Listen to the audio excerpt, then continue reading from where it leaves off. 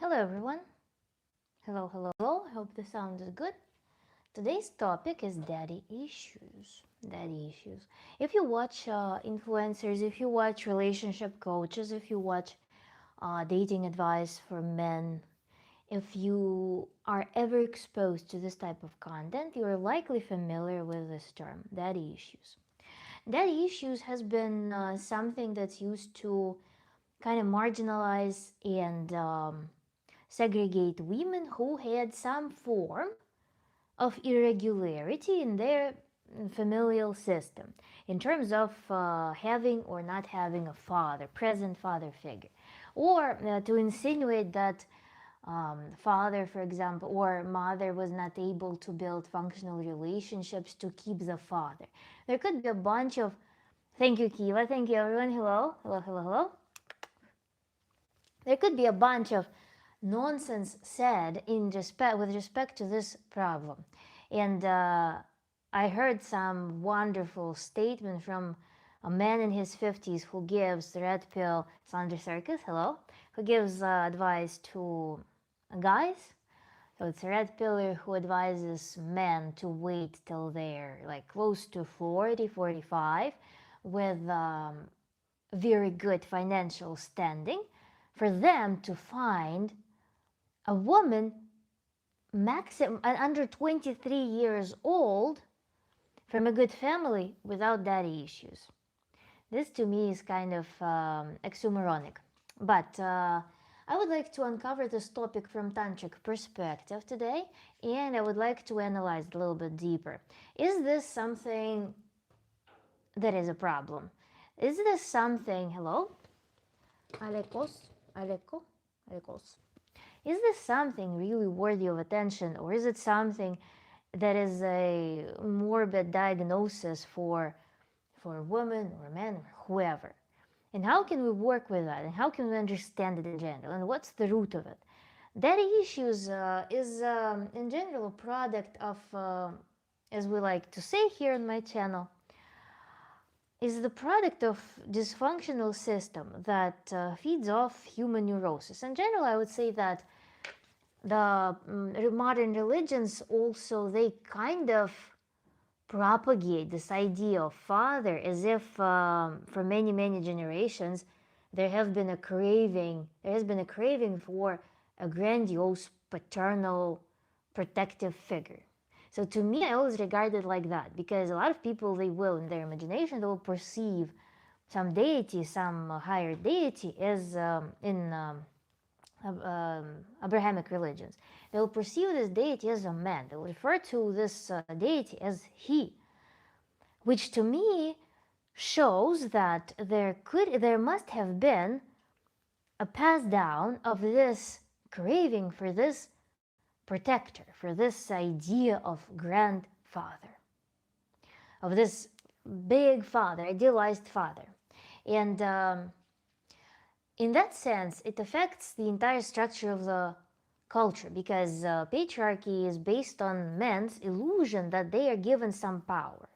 And this power, almighty masculinity, the illusion of this power, overcoming everything on the planet and pursuit of this power, acquisition of resources, is what becomes the holy grail and meaning of life for a lot of men. That idea is at the foundation of our society. And when we talk about daddy issues, we inherently assume that having this paternal figure, this grandiose paternal figure satisfied in the life of a person and of a woman, is a virtue. When in reality, this is something that a lot of people are hungry for. Men are trying to embody themselves, or through this idea of Almighty God. And women might also pursue this because a lot of the self-esteem, collectively, self-esteem of women in patriarchal society is based on the male gaze. So kind of like having a male validates me because I'm chosen. I'm allowed to exist. I'm allowed to continue in this society. Birthing a son historically was also some validation for the woman. It was an initiation for a woman into something decent, into something worthy. So because we have this male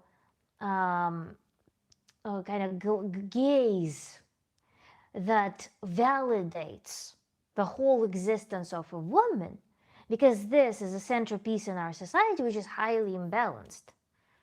Highly imbalanced. This is why we even run into this issue to begin with. Good surfer, hello. Alikos, thank you. Is it new hairstyle? Just I don't know. I guess it grows and it changes a little bit from time to time. You can't buy anything like her off Amazon. Thank you, Hippocrates. So this is a product of society. Imbalanced, polarized society. Nuclear family, as it is not something that is natural. It's not something that is normal, especially nowadays when parenting is an insane act, which often leads to isolation. Moreover, even forming a couple in the modern society often leads to isolation. And having a child results in isolation for many people. It's not normal. It's not normal to raise children as a nuclear family. It's not normal to have this type of dynamic and this little flower of theirs. It's not normal. It's too secluded. And when your only point of exchange is your spouse in this dynamic, the only adult person that you're interfacing on the regular is your spouse, and you two are responsible for this little flower with full maintenance of your life, with full responsibility for everything that happens in your life, without any support, without constellation of other people, without the outlook to other people, without being present in the world and interacting with the world, and such that your child can also receive this outlook of people who you have some commonalities with. This isolation is what perhaps also contributes to the existence of this phenomenon in the public discourse. Because it is incredibly easy to form, when you have an extended family, to not even care about the existence of, or like, it's easy to not be so overwhelmingly concerned about the existence and presence of one single figure that genetically contributed to production of the offspring. So it is a purely cultural thing that stems from centuries of patriarchy, and for which there clearly was some cultural demand. And in general, patriarchy prioritizes not the human. Patriarchy prioritizes private property. It's the machine that values private property over human, because the whole paternal ownership is a concept that arose only when people started having agriculture. It was not a problem for societies that lived as hunter-gatherers. So this is something purely artificial. Is this something to be concerned about? If, for example, you grew up in a family where you only had the mother and father was gone, is this something that will mark you as someone unworthy of relationships, incapable of relationships, someone who will always be seeking some validation from men, some unhealthy validation? I think I just have all the issues, Paxton. Is this something that is a morbid condition? Of course not. And moreover, it is very hard to draw the line where there are daddy issues and when there aren't. What is the ultimate prerequisite for having daddy issues? What is that? This is also something that's quite unclear. There could be a family with all parents present. There could be families with so many variants of different dynamics and relationships that as a facade they may look perfectly fine. But then deep inside, the child, for example, might be a sibling that was abandoned in favor of the other sibling.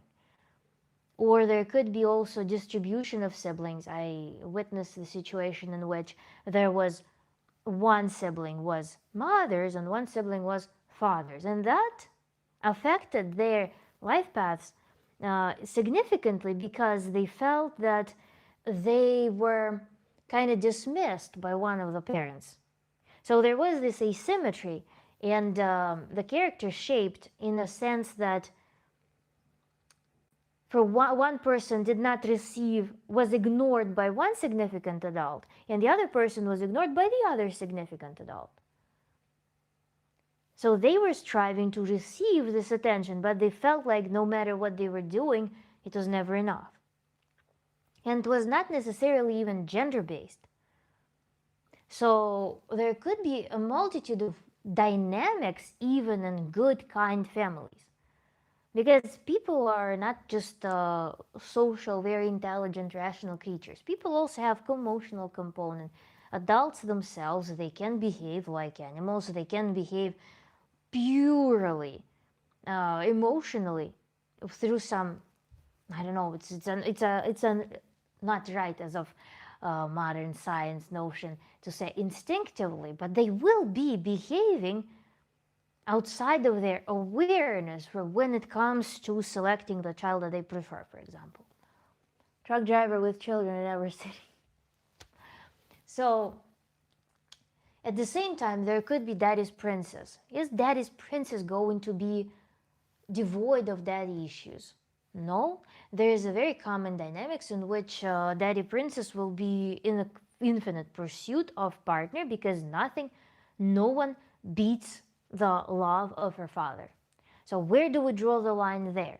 Is it going to be also something harmful? And again, on paper, it all looks wonderful. It all looks like the most ideal scenario for a girl, to be a daddy's princess. But in reality, it leads to what other men would consider daddy issues because they cannot compete with that. Or they will be participating in some strange validation tournament to receive this prize that this daddy's princess constitutes. So whenever we in general use this lens of this imbalance between the masculine and the castrated feminine, whenever we're living in this dynamic, overly glorifying the masculine and diminishing feminine to property, something to value, something void of value in its own, something like that. This is when we're going to be running with this situation with daddy issues. When we claim the autonomy of a woman, when we claim the autonomy of anyone in general as a whole entity, and we raise it into the adequate thing, this is when this issue is going to be diminished, and this is what we do in Tantra. Because again, as I mentioned, even in the most seemingly beautiful scenario of Joshua, hello, in the most beautiful scenario of Daddy's princess, there still will be this weird exchange where we have a fight for some treasure, as opposed to a woman being a subject, being an adult creature, a strong, powerful, capable in her leadership, who knows what she wants from the relationship. But no.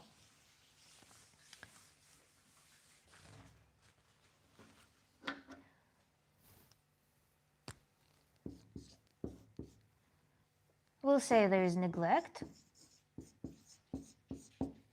and there is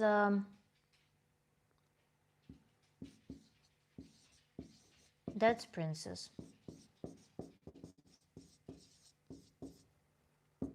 Scenario.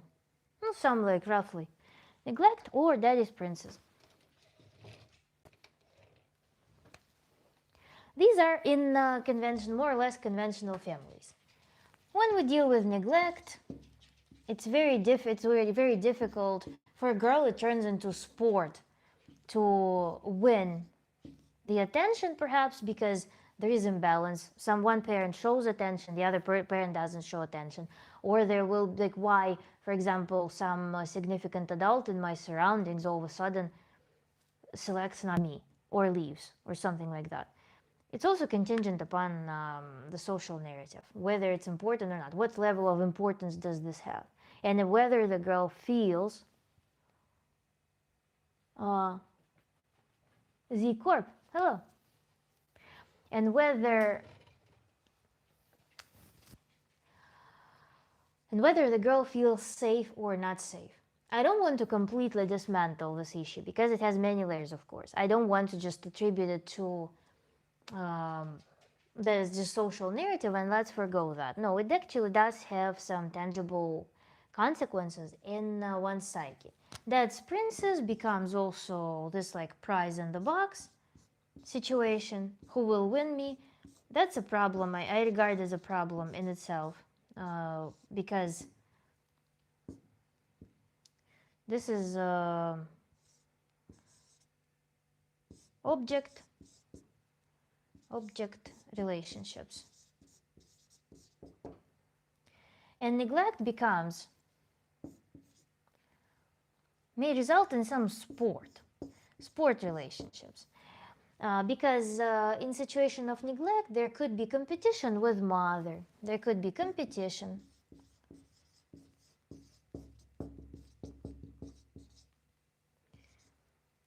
There could be attention seeking.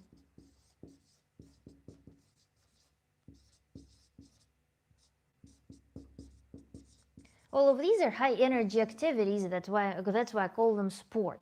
So it becomes the sportive behavior. Competition, attention seeking, and defensiveness also.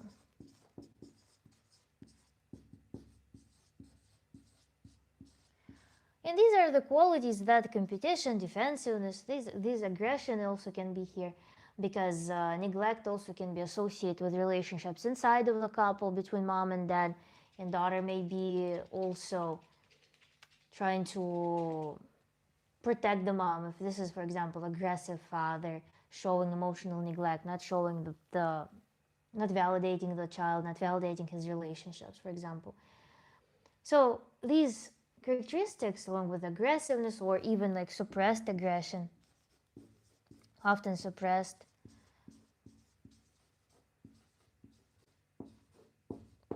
these are commonly associated with masculine behaviors. That's why these kinds of daddy issues are looked down upon by men, red pillars in particular, who love to bring this up, men who are of conservative mindset, so-called conservative. And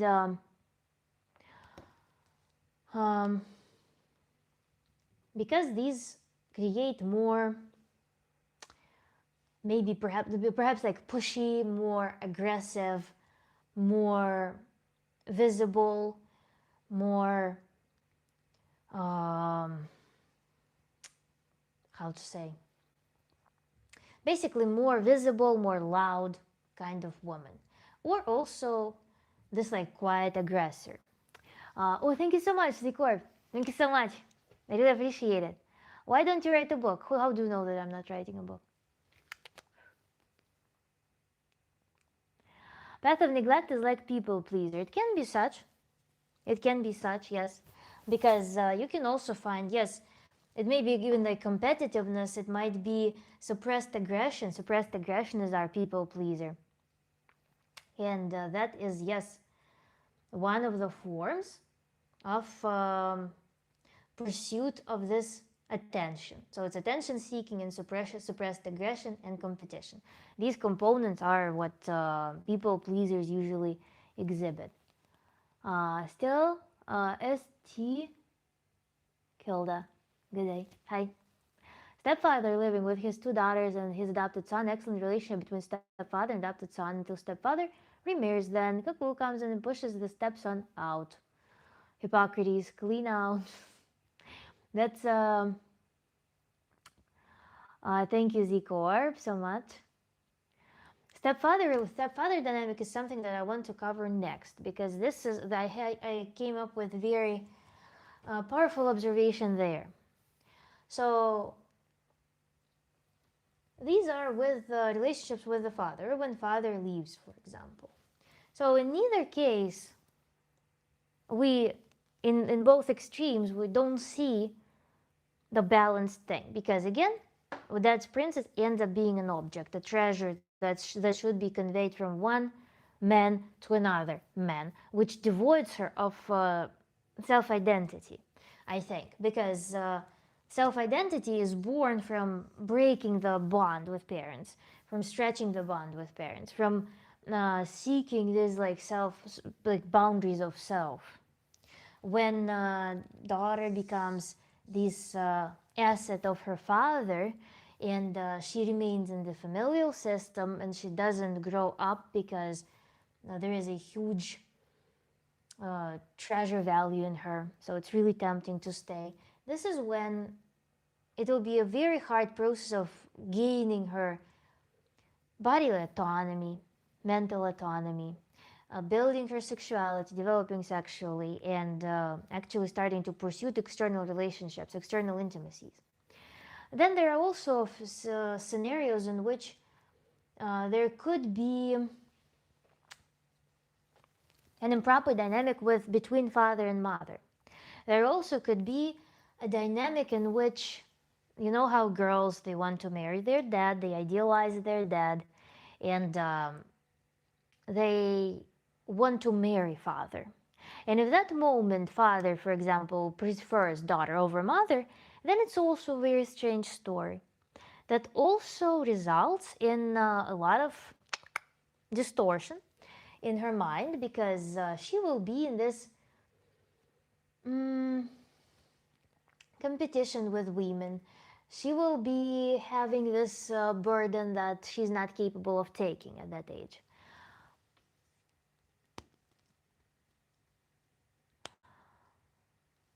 Alikos, I'll respond to that in a second. So there could be this weird scenario.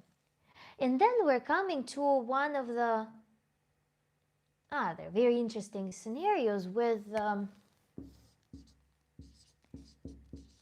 stepfather. Stepfather is a separate category, because depending on the circumstances, it can play a very harsh joke on the daughter. Having a stepfather for both girls and boys can turn into them losing the sense that they belong in the family. They may start feeling like they are now, there used to be family of their father, mother, and them, and now it turns into the system in which there is mother, her new husband, their projected child, and this little child. So from this system, they go to this system in which they're just the mere constellation to this other system, and they're too small. They cannot live they cannot feel fully secure. They lose the sense of security. They lose sense of belonging, and it is a really, really painful situation to be in for a child, effectively being expelled from a family at an early age. And with all of the institutions, with all of the systems that this child goes to, they start to project this defenselessness. And that's where people from outside of the family may start abusing them. So it happens a lot of times, women, when they remarry, because again, we have this multi-generational pass down of that woman is validated through a man, woman is not a subject, woman is an object, woman is only valid when she has someone, woman is only valid when she births a son. All of these beliefs that are propagated in the society, they overpower sometimes woman's judgment in what she's doing with her children, what she's doing with her life, because she may be in panic or in some super rush of hormones, just jump into relationships with the first man who accepts her with a child, so to speak, because woman with a child also may feel like she's in a more insecure state, unfortunately. And she works hard to retain this bond. Moreover, it becomes so difficult to live with a copy paste of the face of your previous husband. The husband also often leaves and doesn't participate with the life of this child. So this child ends up being kind of secluded from everything and also becomes a symbol of remorse for the past relationships with the mother. And this man, at the same time, doesn't have any incestual taboo with this child. And child loses sense of protection, loses sense of value, and ends up being kind of pushed away from the familial system. It's a good luck if this child ends up having a good support system outside of this nucleus, like grandparents, good aunts, I don't know, some like sisters, brothers, and whoever. But oftentimes, again, it's just a very lonely existence. Depending on the age of the child, many scenarios can play out. And again, this man, this new man, doesn't have the natural taboo to participate with this child. And so when it comes to girls, an interesting phenomenon that can happen in the scenario with a stepfather is that the girl may start suppressing her sexuality because a lot of men, statistics are horrendous. A lot of men feel they openly attracted to children. A lot of men are openly attracted to teenagers. This is unfortunate reality that we live in. And men sometimes they don't have boundaries. They can't respect those boundaries. So this child may end up being a subject of attention, unwanted attention, or feeling on some biological level that they need to suppress themselves in the presence of this man. Because now it's not a father, it's mom's boyfriend. It's another man. And if this man gives attention, it may be perceived as some weird kind of attention. So the dynamic there does not have this relative relationship buffer that unfortunately also oftentimes does not stop men from approaching children. But there is even one less level of protection. And so in this circumstance, there could be a fear of embodying sexuality because it's unsafe to embody it. It's unsafe to go through those developmental phases because there is no room for tender, very like innocent, kind and respectful love with boundaries from the parents. And at the same time, there is a hazard of some advances from this man, unpleasant, gross. And then in these dynamics, women oftentimes they take the side of their men. Because again, it's a huge generational, multi-generational trauma. I'm validated through the man. This child is my mistake, it's my past mistake. Even the child's father doesn't care about them. This child is not validated. Somewhere on this deep animalistic level, trained by centuries of this outlook, degradation of female, castration of women, this leaves this child in a very strange position. Unprotected, alone, needing to control too much for their age, and being unable to mature healthily, because they're always under the gaze of this another man. And if that man found their mom attractive, perhaps they will find their daughter attractive as well. So this is a pretty scary dynamic to be in for a child. And that may infantilize the girl. That may make a girl either aggressive with her sexuality, making herself dangerous and defensive, or may make her childish. No, I'm not going to grow up. No, I'm not.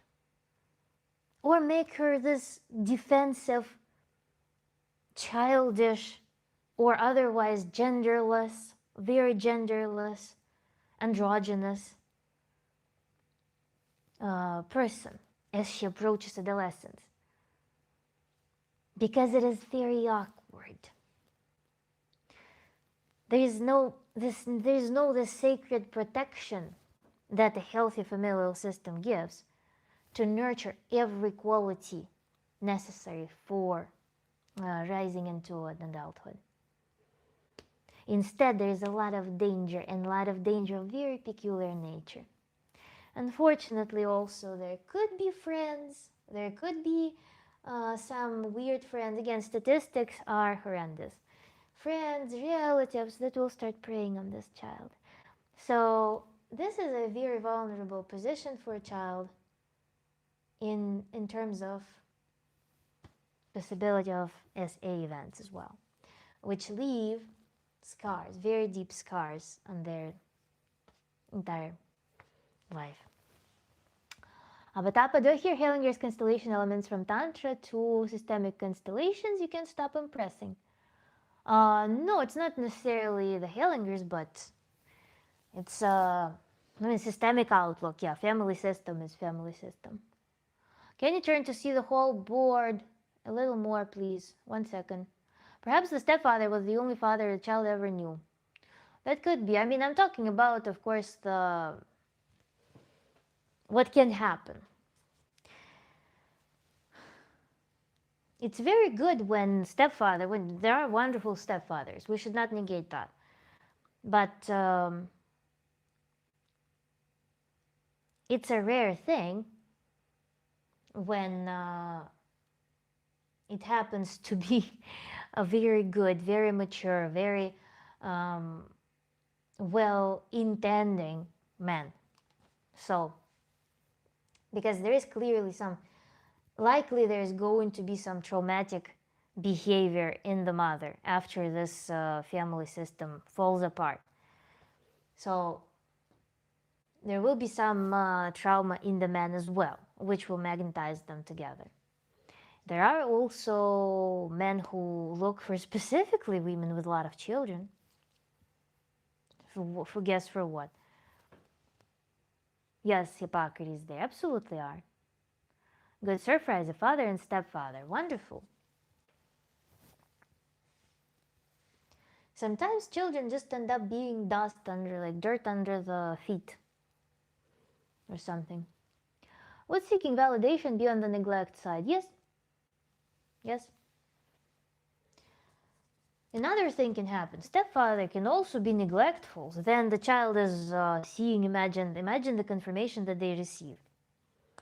If their father neglected them, and then their stepfather neglects them and does not participate or looks at them as a human, that's another scenario where it can be a very damaging process of upbringing for a child.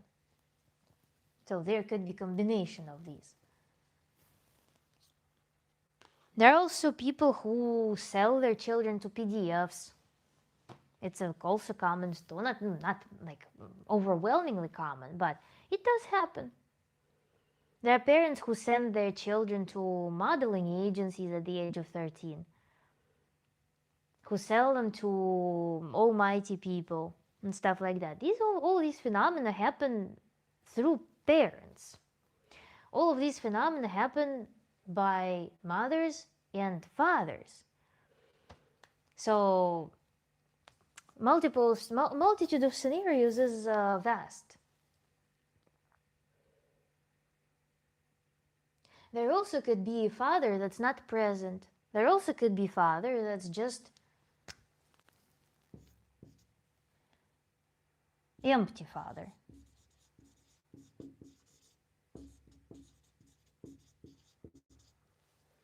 empty father. He can be playing video games. He can be reading books all day. He could be just talking to a child formally. Ah, yeah. This father is not respected by anyone in the family. Nobody knows anything about them. They are not a persona to look up to. It's just some mysterious creature that just lives there for some emotional comfort. It's just some life blob that exists in the same household. And that also creates some strange perception of what is a man. Inevitably start comparing. What also if mom starts telling that, mom recognizes that, she becomes accomplice of this behavior.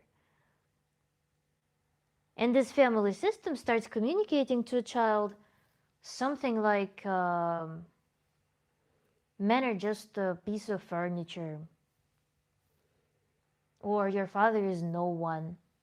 Your father cannot do anything. And worse so, what if they say that you're like your father? Is this a girls' class today, or is it for everyone? It's always for everyone, Trip. I don't differentiate girls and boys. So daddy issues, empty father can be that. Also loser father. Your father is a loser. And you're like him. Your father abandoned us. He doesn't need you. He doesn't love us.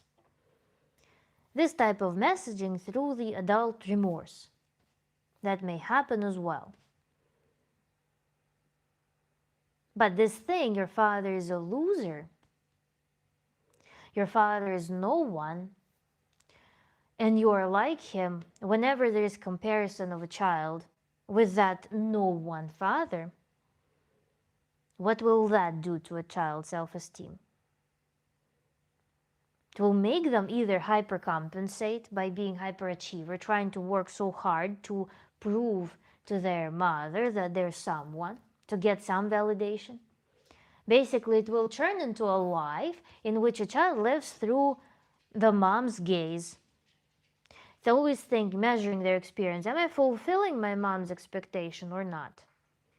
Am I just like my loser father or not, or already not? Or did I slip and became like my loser father or not? This can be a story as well. Also daddy issues. That will override, this will override the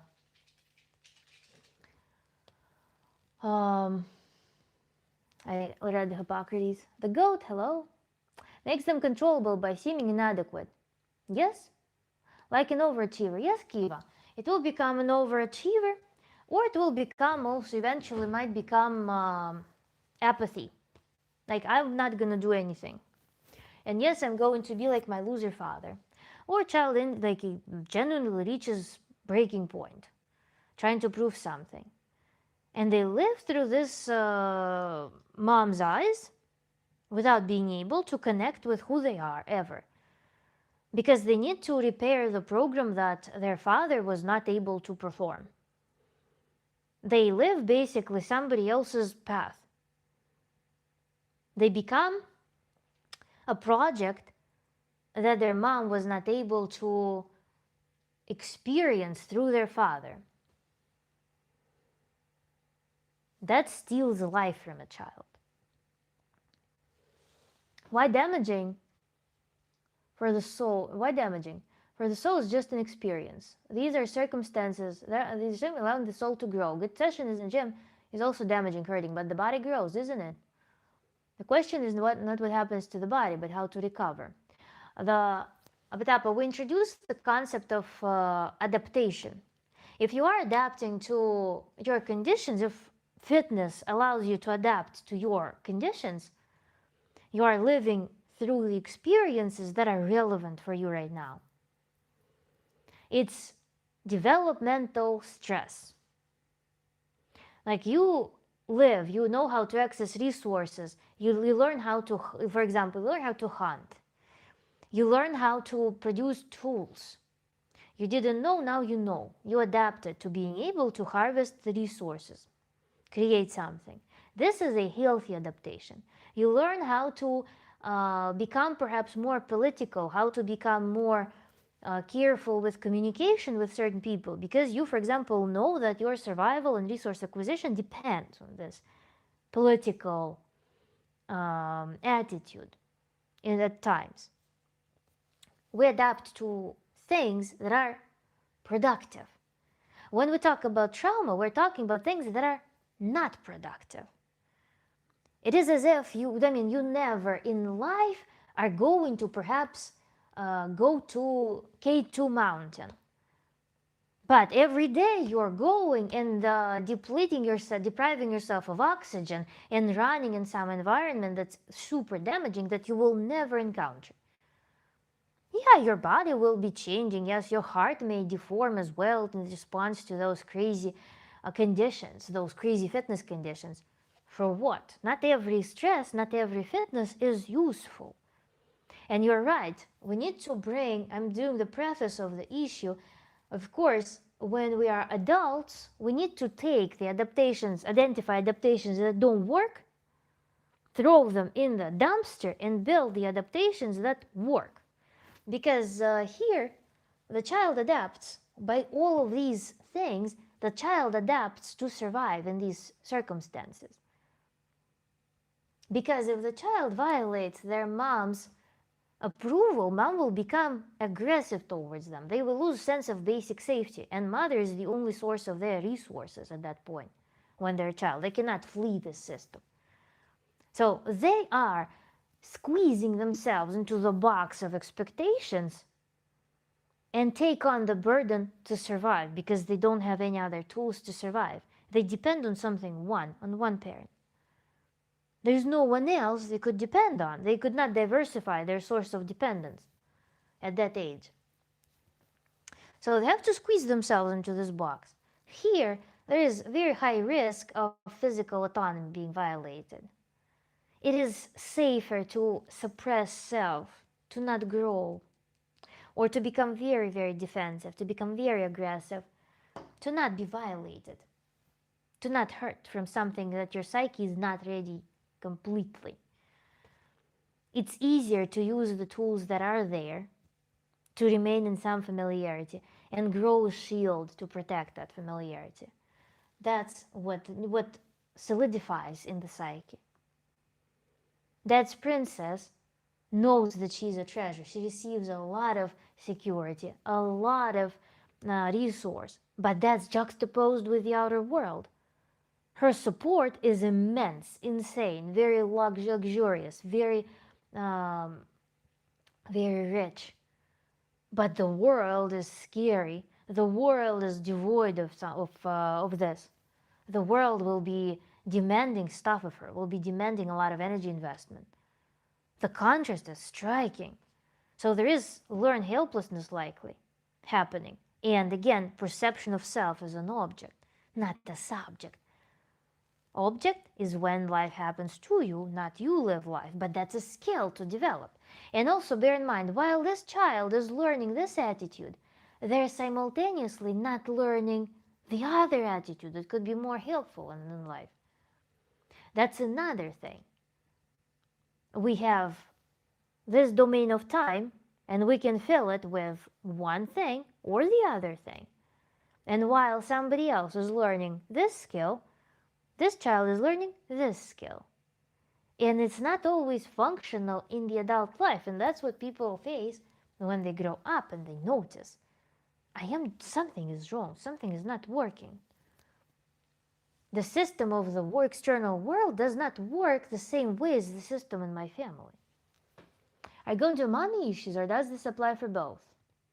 It doesn't matter, Trip. It's mommy issues and daddy issues. They are the same kind. And both boys and girls can be affected by certain things. So that princess relies on the rescue cycle and has a loss of self-identity when entering adulthood. Yes, there is a risk of losing that. Like suddenly you're not looked at as an ultimate gift, and you're not given resources as easily. And when you are accustomed to being a treasure, when you regard yourself with this thing, it's really difficult to then become a tool for your own tool for achieving your life goals. It's really difficult to learn how you can achieve what you want by yourself on your own terms. What are your terms in general?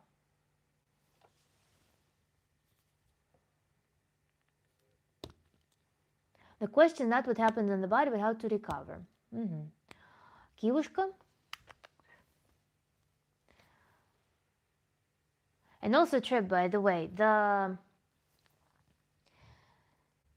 thing with daddy issues oftentimes haunts men because they will deem that women affected by daddy issues are not suitable for relationship, as if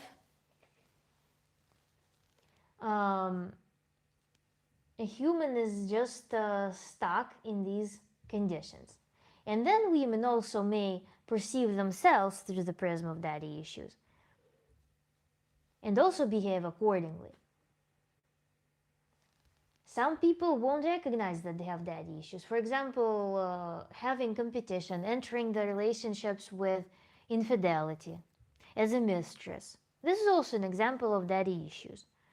When there was some competition for a man, when there was no solid parental system, mother and father, and daughter was introduced there as a bigger prize than a wife. When the wife was pushed to the side, forming this couple, girl and father, or when there was some infidelity noticed inside of the family as well, father was slipping off, and father was the ultimate prize that women were competing with. That also may create some precedent for future infidelity. Or also neglectful situations may also create the need and desire to participate as a mistress in some other couple, because I am fighting for attention, I want to be noticed, I want to win this game. Or siblings can also have this thing. There could be siblings that are competing for the attention. One is neglected, and they may enter the relationships where they are the side piece. And that will be the most interesting, the most stimulating scenario for a relationship for them. They are not willing to form the bond, like stable bond, because of perhaps some fear that in the stable bond there always will be a side piece, so it's kind of unsafe. Now, when I'm the side piece, I'm kind of a prize. I'm the preferred one. I am the celebrated one. I am winning this game, and I can always participate in this tournament, and I can always win this game. Because I'm a delicacy for that, for that stable couple.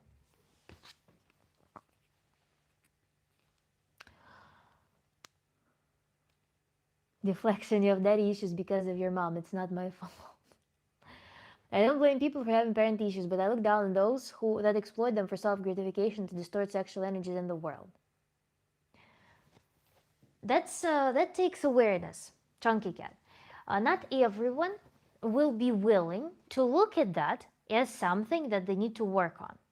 Not everyone will be able to recognize that something is wrong in their life until something serious happens. That's the reality. Oftentimes, we cannot recognize what we're doing messed up, where we are harming ourselves. So that's where it can become, outside of our awareness, it becomes weaponized in the eyes of others.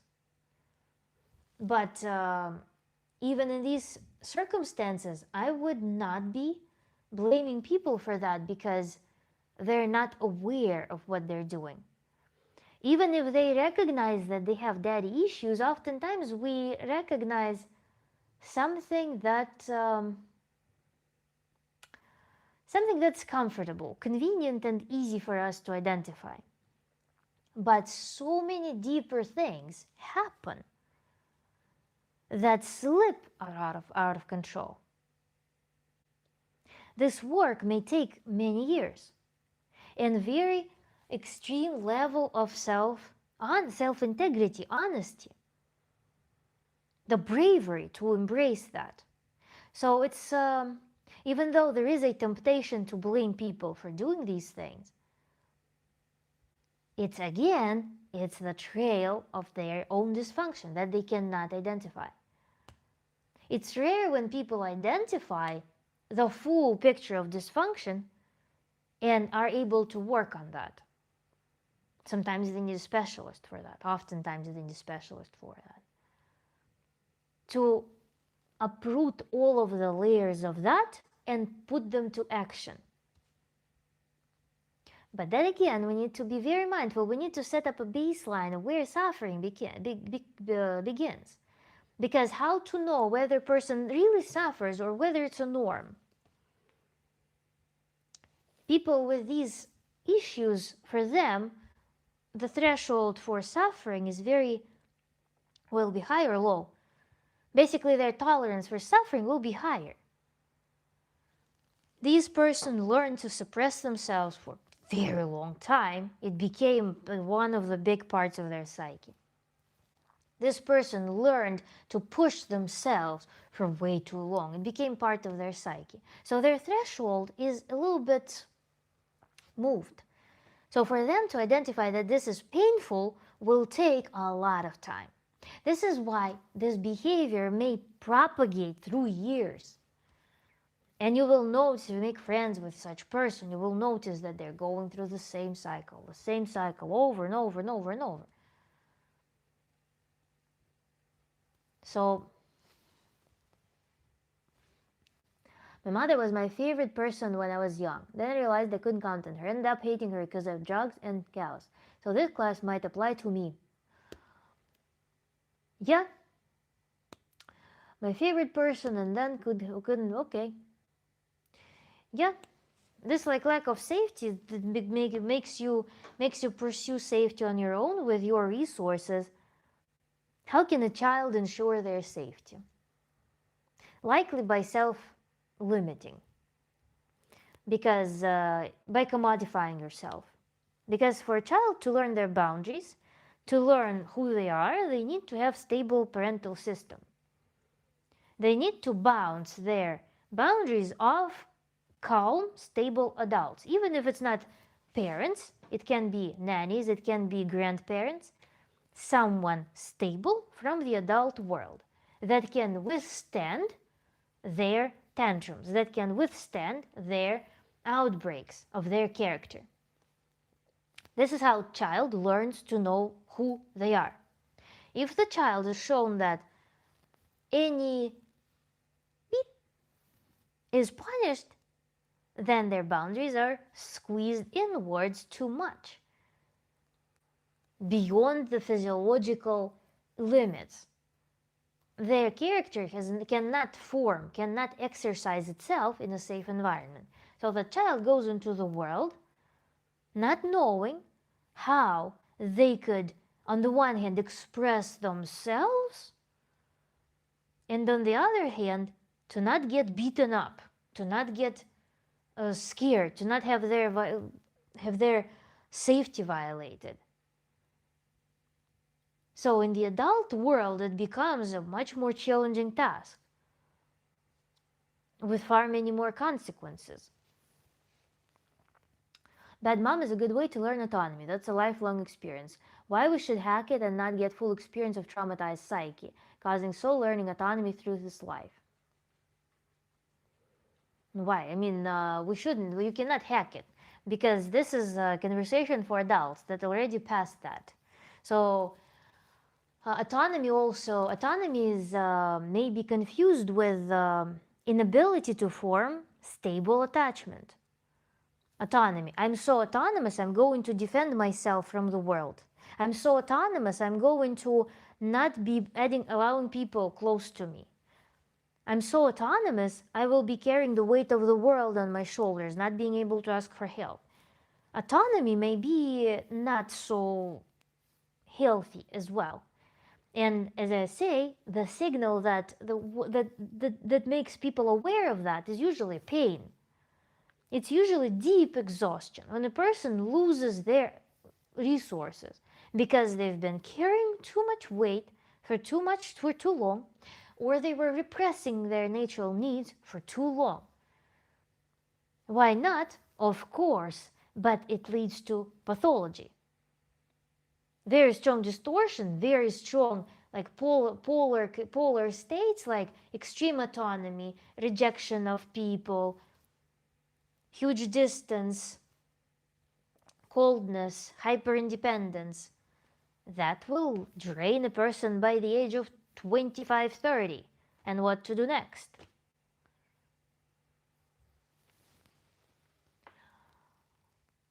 And that is such a common scenario, Trip. I'm afraid that not having valuable information you teach neglects life's value from NFX. When that info is simply not available, I should matter even without knowledge of laws.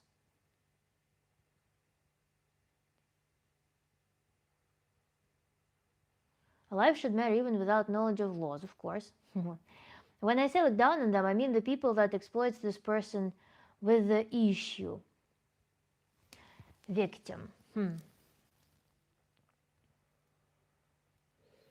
When it is, yeah, I understand what you're saying. There is one of the good examples, illustration what you're doing is propagation of this thing through generations. When there is a rite of passage from mother to a child, or from father to child, that's one of the strongest, most striking examples of what you're saying. And that, yes, why do you see the pain in your system? Why do you see the struggle, but you don't do anything with that? But again, as I said, for them it's normalized. For them it is normalized. So for them it's within their threshold, that tolerance threshold. Being autonomous and then going to put the big city and realize you're autonomous to a point, but not streetwise.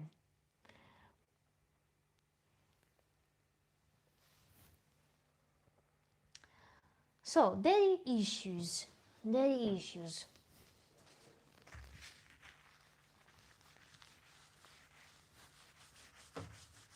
So we've discussed so far the cultural premise for existence of daddy issues because we are pushed into nuclear families.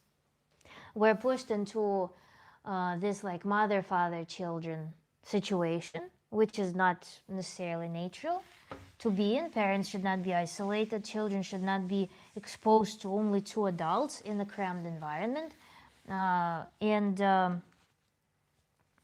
Moreover, there is some standard for what family should be that children notice in the society. And when they enter a society of other children, they instantly are being read as, if they have some problem in their family, they're instantly read as defenseless. So system starts reinforcing their experience that they're having within family. And then the society reads them as something abnormal. So it leads to this cycle of suffering. Daddy issues. So how does it manifest in future relationships? There could be, if there is this passage, there could be simply the replay of the scenario of the family. And that's where perhaps the fears of red pillars would be justified, because there could be an attempt to control, suppress the partner, turn them into an object, or try to seek validation through them, or attempts to, or being aggressive, or entering the competition, as in creating situations of infidelity. Basically, it can lead to creation of ill relationship system. But then it's up to adults to figure out that it doesn't work for them. The other partner also chooses the person with the same characteristics, is magnetized to the person with the proper characteristics. So we need to read them as a system. But when two adults are coming with some childhood adaptation to something wrong. We need to always understand that we're dealing with the system in the now. As Abatapa was saying, whatever was happening in the past, we're dealing with the situation in the now. So our goals in the therapy of such people is first to formulate the issue, formulate, recognize,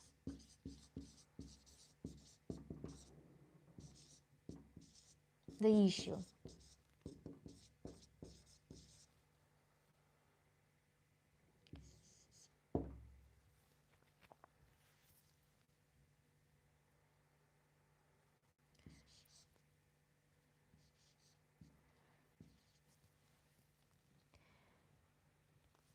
Second, we need to lower the threshold, lower the alarm threshold. Basically, after we've identified that the issue exists, we need to sensitize ourselves for this issue, because again, it's like it's normal, it's just happening. I'm just it's just part of life. It's something that just happens. In every issue, we need to lower this threshold. We need to find the baseline that is healthier, that will allow us to hear this alarm bell ringing before we enter another cycle of crisis that we're replaying in our relationship, according to the model of damage that happened in the family system. After we've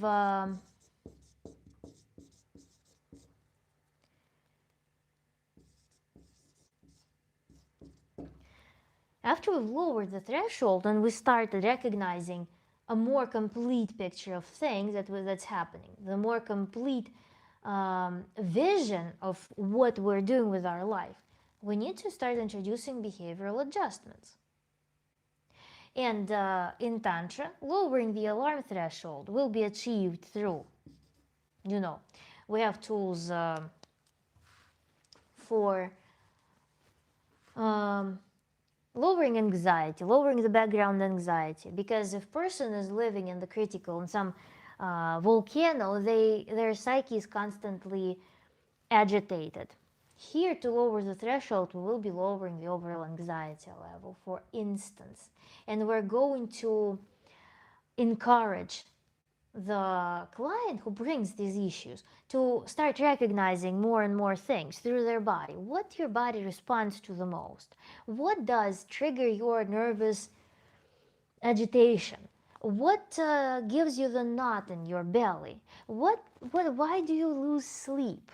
So when we adjust the baseline, we start diagnosing. I actually respond to these things. I actually respond to these crises. And formulating the issue, recognizing the issue is mostly conversational therapy, but also can be through deeper work. That can be through some meditations in which we are working with images of our parents, in which we're working with aggression, suppressed aggression, and also lowering the threshold. We also work with aggression here at the second step.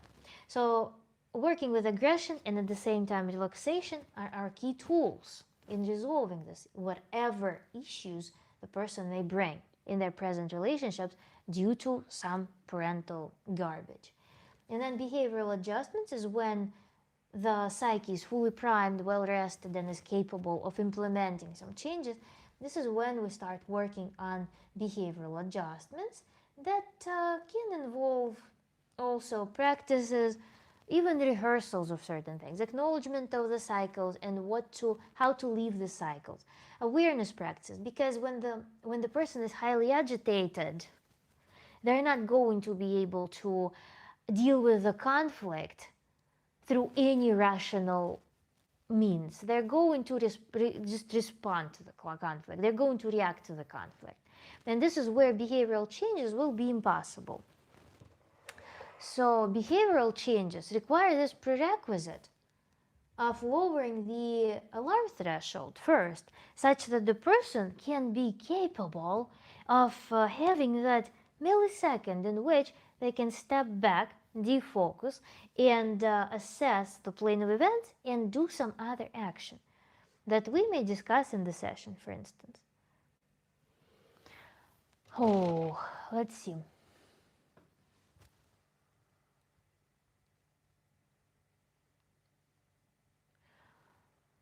So yeah, it would take a strong person to break this chain reaction, which is in one in a million type scenario, suppose. A curse breaker, if you will. Yeah, it's difficult for sure. But it can be also mellowed. I mean, we will never live in a fully ideal, perfect world.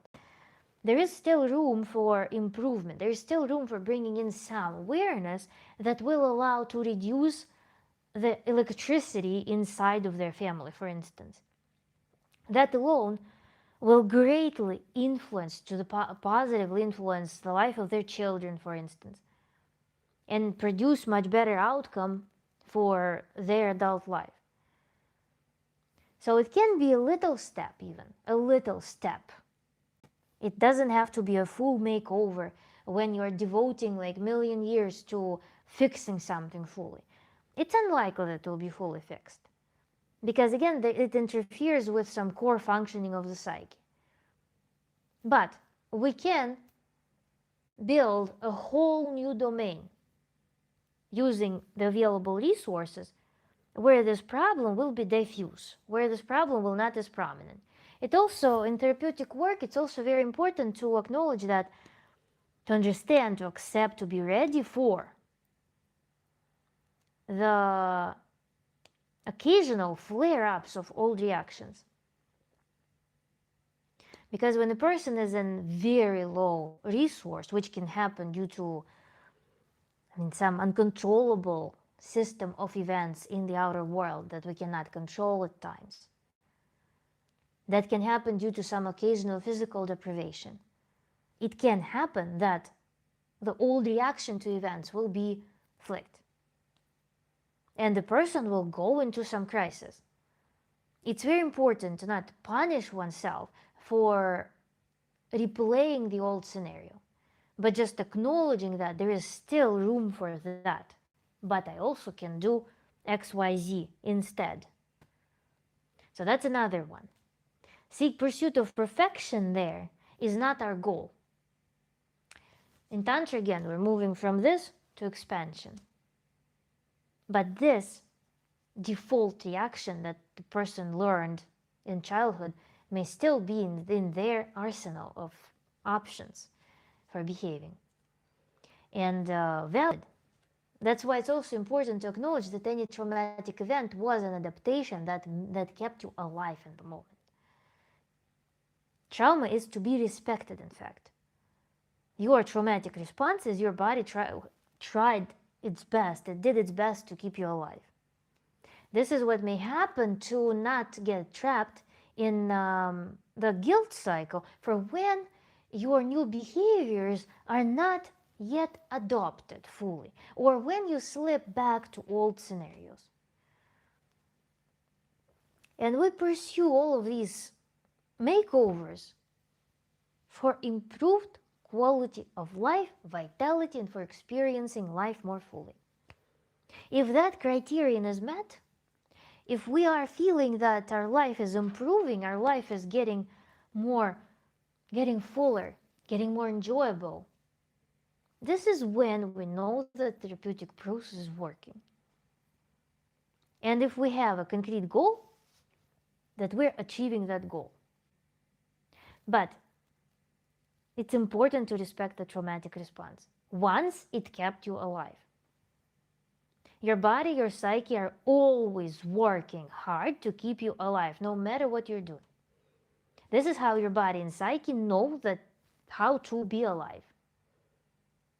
And judging these things is not our ally. The best thing is to respect those functions and show how else you can play in life. Off topic, but I can't get my mind past people who are in polygamous relationships. Are these people damaged, or is this normal or on some level?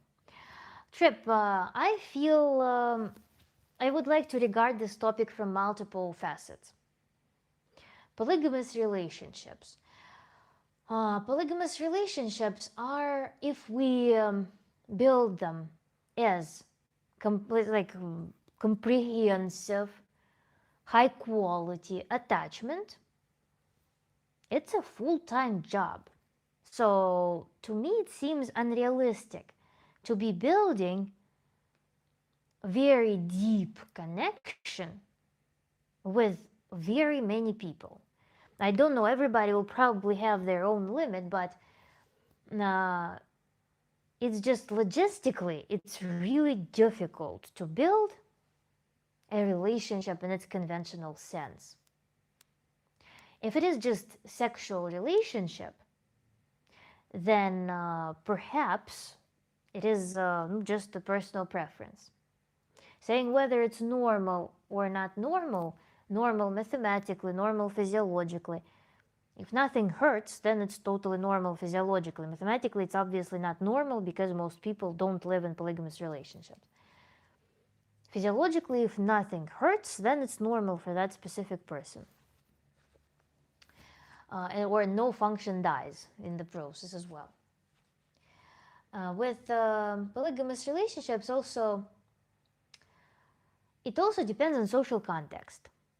There are tribes that don't treat other person, other tribe member as a foreign entity. They treat their tribe as one organism. I am just a part of the organism. In fact, the idea came to my mind. I was talking to my intersex friend, and they were, one of their thing that bugs them is why they are created the way they're created, because they cannot produce offspring. So what's the nature's worth of them if they cannot produce offspring? And the idea that came to my mind was that the society was not like this for the whole length of our evolution and history. The society was tribe that lived as an organism. Everyone played their role. Some people were birthing children. Some people were taking care of children, and these roles were always moving and shifting. So when we think of some community as an organism, then polygamy is not something that we would be surprised about, something that would be awkward for them, because they are one organism. There is no you or me, we are one thing. So if we all treat each other as the pure good entity to take care for, then we are going to be not so much attached to the idea of monogamy. But in our modern society, where relationships are tied to private property, to appropriating children, children belong to a nuclear family. When we have huge inequality, when we have rivalry between people, this is when polygamy becomes a weird concept, because it's inevitably going to be tied to resources. Polygamy is practiced often by either people who are very wealthy, they can afford to produce offspring with, especially males. So there is also inequality there. They're going to be producing offspring with many women. They can afford that. Are they close with these women? No. Do they live with these children? No. They just sponsor them.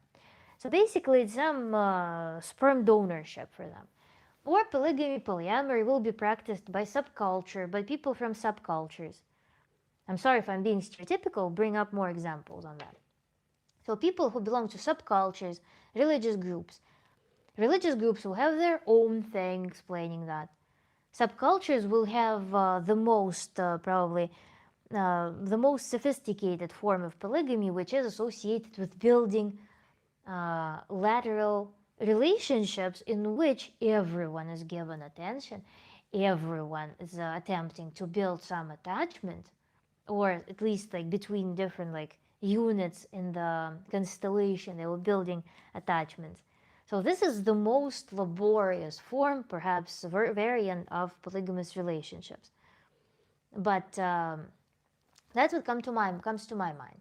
Whether it's normal, mathematically, absolutely not, because of nature of culture that we have, that's hierarchy based, that's private property based, and where even imagine if you live in the tribe where everyone loves each other, everybody treats each other as an organism. Imagine that vibe, and imagine the vibe of when men say that a woman who slept with many men is dirty, which means that men dirty women, which means that men are dirty. Men have this, I guess, deep inside, they have understanding that something is off and that they are inherently polluting everything that they touch, or women when they touch women. So that's a very twisted notion there. And that, I think, is one of the coexisting symptoms of division in the society. I don't know. Humans are by nature, they're polygamous, because otherwise people would not be able to form, to not being able to participate in with many partners. But it clearly happens. It clearly happens if you look at statistics. Now there is infidelity that happens as well. It's not an open form of polygamy, so people don't perceive it as polygamy, but it is. In fact, it is polygamy, and it's super common to be with two partners, let's say, at a time, for a lot of people. I don't know the numbers exactly right now, but we can look at them later.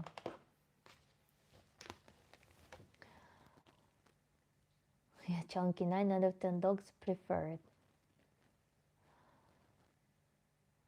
Meaning you always get that one that reacts differently than the others to environmental. I'll try different levels of growth. A 10-year-old kid should not sit behind the wheel of a Ferrari. Way much power he can control. Same in life, where our circumstance we can just comprehend. Brutal. I forget how metal this world is sometimes. In West Asia, it's normal 1 man to 4 wives. Not bad, not good, not cool, just different levels. As being a plumber or electrician. There are also tribes where woman marries. In Tibet, I think somewhere, there are tribes where a woman marries all brothers in the family because the resources are scarce. To have a baby, to raise a child, they need multiple men. I think this is where Western world will come to soon.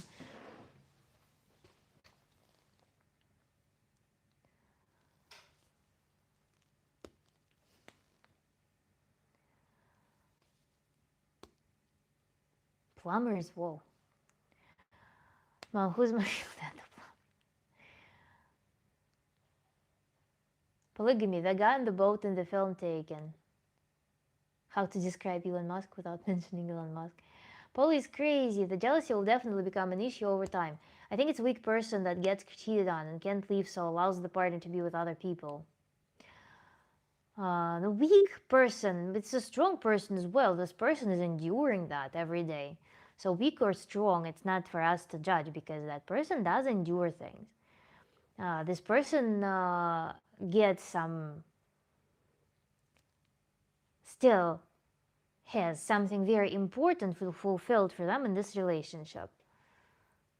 So there is a trade in their mind. There's a trade and there's endurance because their threshold, again, trauma raised our threshold for what's normal, for what's not. So our judgment is skewed a little bit. And even if they somewhere deep inside would want to have different situation, they would still prefer familiarity at the expense of their comfort in some other area.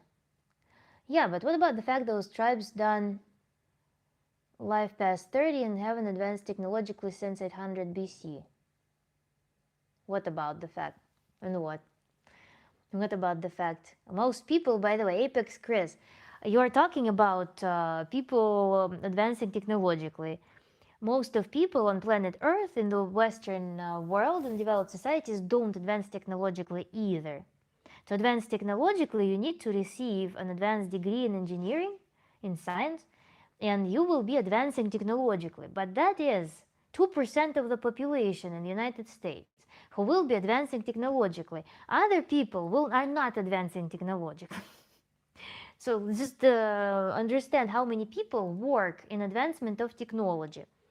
Most people in the West are not advancing technologically and are not capable to, they're not interested in doing that, and they will never have an opportunity to do that because it requires an investment of a ton of effort to be able to advance technologically. And also, if you look, there is haven't passed past 30. Yeah, perhaps they die from some infections because they live in some wild environments. I don't know about the life expectancy in those tribes.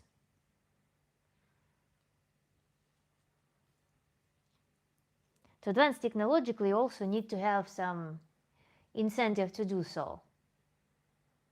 And also you need to have adaptations in the humans to those technologies. At some point, they kind of cross the reasonability threshold. And also, it's a philosophical question about the technology in general. Yeah, it's human curiosity that pushes that. It is a form of entertainment that does require some stable settlements, that does require some degree of neurosis, it requires spare time, that requires a redistribution of resources. And at the same time, what is the outcome? The philosophical question here is living healthy, living emotionally healthy, or living in severe depression, meaning crisis, not knowing what to do, huge stress, background stress, and not understanding what this technology is for, seemingly simplifying life, but then simplifying to what extent. At the same time, it's not simple at all. A lot of people can't cope with modernity. A lot of people can't cope with the kind of stress that exists in the environment. A lot of children are absolutely wrecked mentally nowadays. So what the trade-off is interesting to assess, and that's why I don't know why to even discuss this topic, because it doesn't have the comparison doesn't have any possible outcome in this discussion. So this is discussion without an outcome. You know, it's clear that people who are accustomed to civilization will likely not want to live like primordial tribes, but and people who live in primordial tribes will not go to live in civilization, will be mutually incompatible. But we can make personal choices based on some personal optimization of life. What suits me, what doesn't suit me. And this is the beauty of living in the modern world, that there is room for choice. Civilization allows you to choose what you want better and how you want to coexist with technology, with technological advancements to some degree. So it's a personal choice.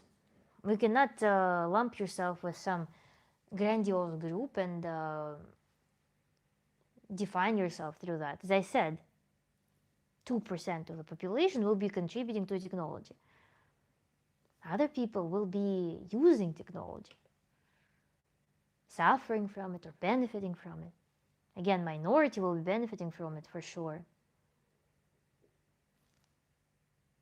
So, also those tribes, if you want to corroborate that with polygamy, I don't know how it would play out. I think it's a little bit inverse relationship. Musk is a billionaire, get it with Musk. No, the idea of dirty is based off the fact that a man can't know is the child is his child, because the private property is more important than human. That's that's kind of the conclusion that I came to, that in our world, private property, in agricultural, post-agricultural world, private property is more important than the life of a child. That's what it means. How in the name of frig can anyone deal with more than one woman? Hippo, I can't answer at my level. I'm hardwired to respond. No needs help. Imagine to needs help. Imagine running after four. Chad, hello. People that are coming from a healed spot looking for a relationship won't be drawn to polygamism in the US. You know how much work dealing with a person can because they dealt with themselves. Exactly, Chunky Cat. Yeah, that's why I was saying that logistically it makes no sense. Because then you will be, at some point, working on relationships becomes a degenerate problem when you just realize that all you do is work on relationships. It's not fulfilling life. There is domain for relationships and then there is domain for everything else that should be worked on in a balanced scenario. And when it's like working on relationships, when you also create a precedent for having lots of problems in relationships, how are we going to do this? How are we going to do that? Basically, you add a lot of artificial logistics to the system to make it more complicated, to draw more resources, more time, more effort, more attention to. And then at some point, effort and reward become imbalanced. I think you stop getting as much reward for what you can offer to the system. And then why is all that?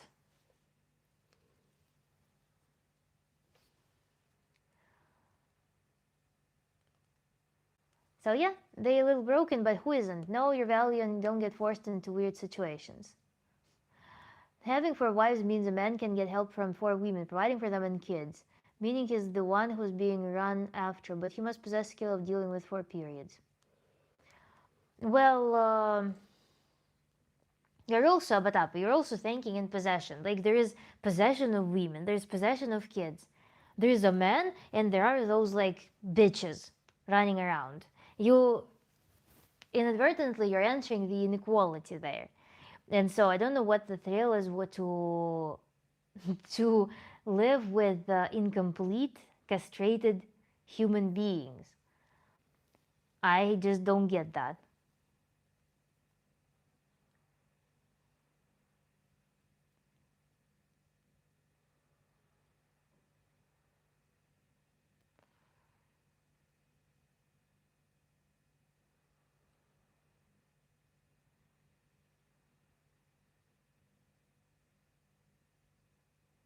I was trying to get Teach to make robot noises. Yeah.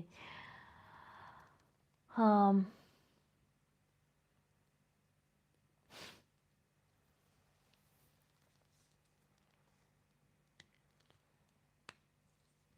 it's unbearable responsibility. If you are, and if you want to have fulfilling partnership with women, then you are not going to be able to provide, so to speak. You are not going to be able to give resources. So you basically are getting four incubators in that scenario. Four incubators that you need to basically impose rule, power, and suppression over. That's how this scenario will pan out. And then you will be running around trying to get resources. And for what? Your partnerships will be with fellow men, by the way, in that scenario, likely. So it will be, you will be seeking partnerships and friendships then.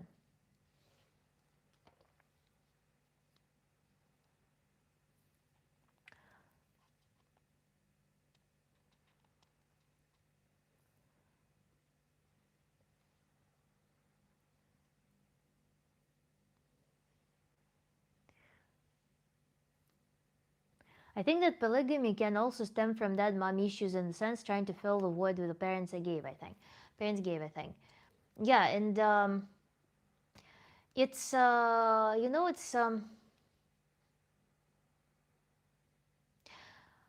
will speculate here. I will speculate.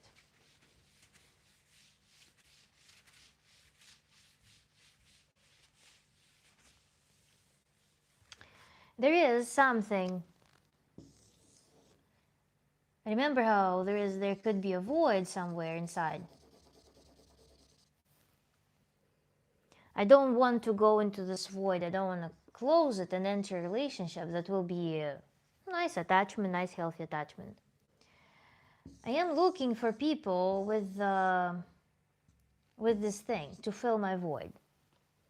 I try once, I try twice, I will try 3 times to fill this void of mine. This will never lead to filling the void. This is my work. This is my work to go and figure it out, what it is inside of me. I think this is partially the pursuit to it's less socially acceptable pursuit than trying to drill the brain of the partner of one partner in monogamous relationships. This is less socially acceptable. That's why it's not so prominent, I think. But this is an easy way to get yourself amused with pursuit of this treasure in other people, trying to fill something that must be filled by self. And thus it always remains on this shallow level, leading to disappointment. I remember one gentleman came and said that he gets women all the time but never feels really connected with them, and he's very tired. He is afraid that he will never find good connection. He always chases intimacy, he always succeeds at that, but every time he's left with more and more emptiness inside. That's what happens because there's void inside, but we refuse to go in depth in our relationship with ourselves, finding that conflict, finding that treasure, working towards that, and then coming to other people without this robbery intentions.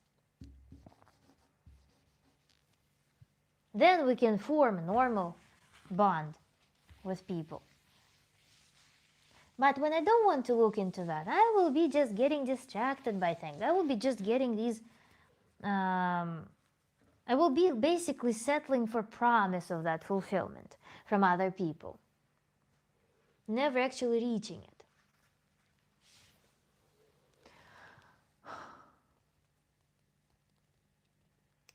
I never have said bitches, but the fact says women are emotional beings. 80% of common men can deal with one. Having four, that's a whole different level. Men are also emotional beings. They're just suppressing themselves. So, I don't know, we can be fairly emotional too about that, but having your brain or anyone's brain split up into 4 sections of intimacy, I can't contemplate. Seems ludicrous to me. Yeah, it's like even with one person, it's a constant exploration, feels like. If you are actually in the relationship, it's a constant exploration. It can last for years. And if you're both living life in the world, if you're both developing, then it is an exhaustible path. The boredom, the pursuit of some other thrill happens when you short circuit and forget yourself. Just get this surface level fulfillment of some void, distracting from that void, and then getting into remorse, and then starting to look for, he understand me, he really understands me, this thing. To jump from illusion to illusion to illusion. That's what may happen.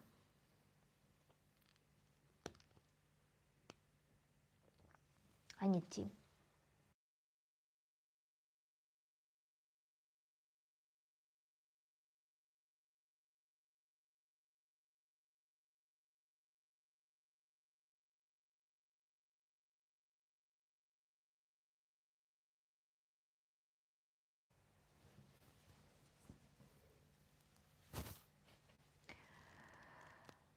So, polygamy is something we should analyze sometime separately. Polyamory.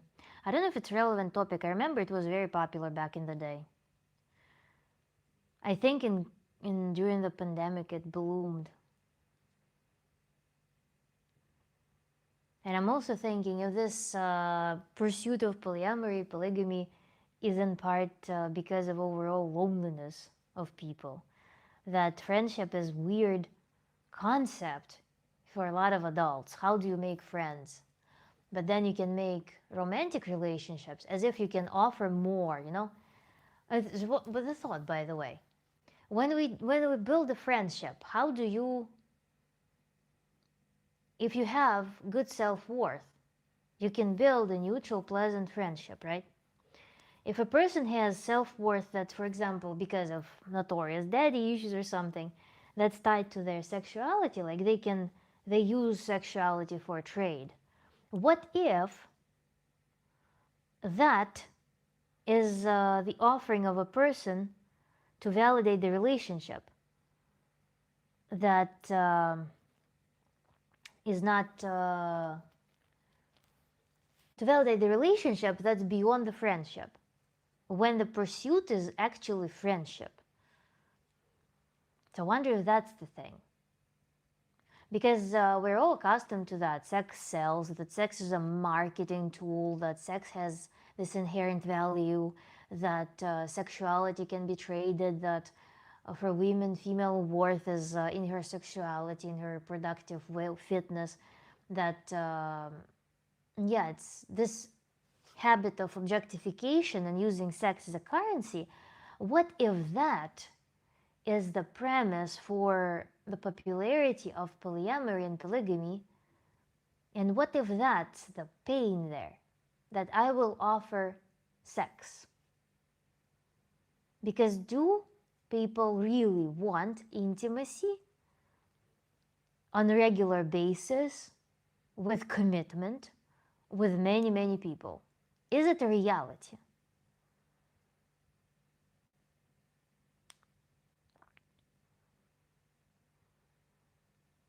And this hypothesis that comes to my mind.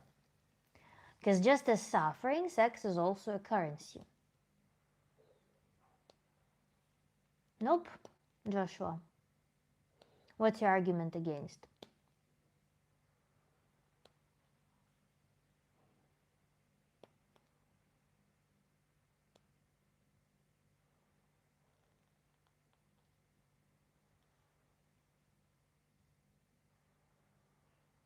Which, of course, not to deny the cases in which people do feel genuinely drawn, in which people feel like it's their genuine need for something.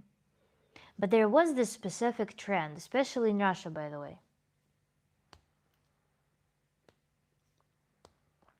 where, there was this almost rebellious movement of sexual freedoms.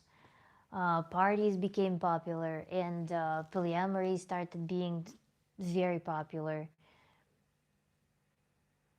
And remember that, yeah, everyone was polyamorous at that time. But then it kind of died out. No, people just want one person.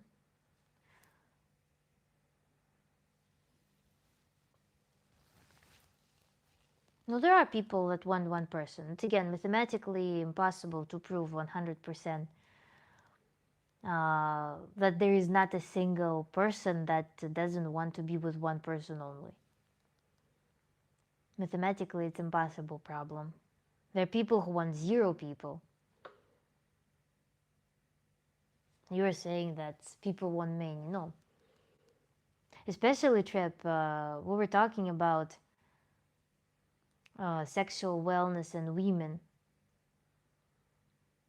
The common. Now you're saying no, comma, period, no, comma, period. Okay, people just want. We're talking about that people don't even feel power to have intimacy with one person in long relationships. I think you just, if you have serious feelings for someone, then you won't share that person. That's a common sentiment, yeah.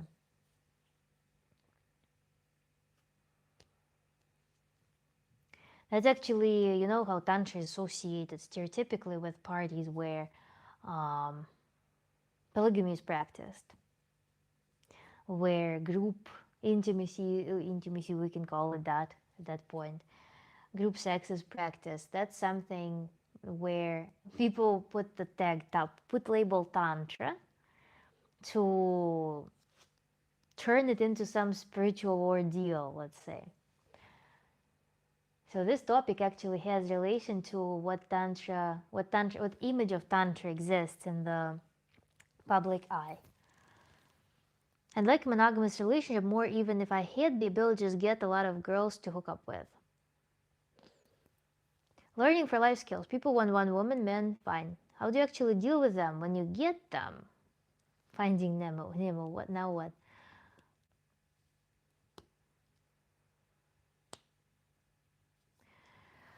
How do you actually deal with them when you get them? How do you deal with that, with them? Well, my idea is that instead of, remember, instead of short circuiting, we're building a beautiful garden of our love, our relationships, of our intimacy, and we're maintaining this garden, which creates space between person A and person B, such that we can come to this garden and take care of it, as opposed to just short circuiting on each other. So that's the concept that I like about relationships, that allows to build a more comfortable, more beautiful, prolific scenario for people, as opposed to scenario that hops through all of those psychological crises. You know how in society it's always you fall in love like an absolute nuts person who doesn't know, who doesn't have any critical thinking. You see some illusion of the person, and then after this you live with this illusion and fuck your mind off for a whole year, and then after 1 year somehow your fuckability with this person decreases dramatically, and you are no longer able to be attracted to them. You start playing some games with them because you suddenly start seeing their drawbacks, and you are no longer attracted to them as much, but you feel like you need to stay in relationship with them. And then you go through crisis of 1 year, then 3 years, then 5 years, then 20 years. And so that is a result of not being able to step back a little bit. Step back and appreciate what you are doing. Not being able to balance the impulse and strategy. So, with that system of building a beautiful garden, there is actually, we create a curated space for the most intense, the most beautiful experiences where we can bring our impulses to. But we know that there is a garden, that there is safe space where everyone can have some distance, can have some safety domain, such that we don't clash, we don't destroy, we don't soil the relationships, such that we are partnering and building something, as opposed to just destroying each other and sucking each other's soul and brain away. So that's how I envision that. We have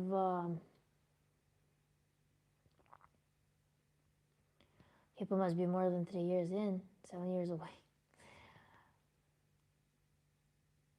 Hippo, you jump on the dating apps yet? Was never married officially, but 15 years of relationship. That's the spirit. One relationship common in the culture, born into love is a choice.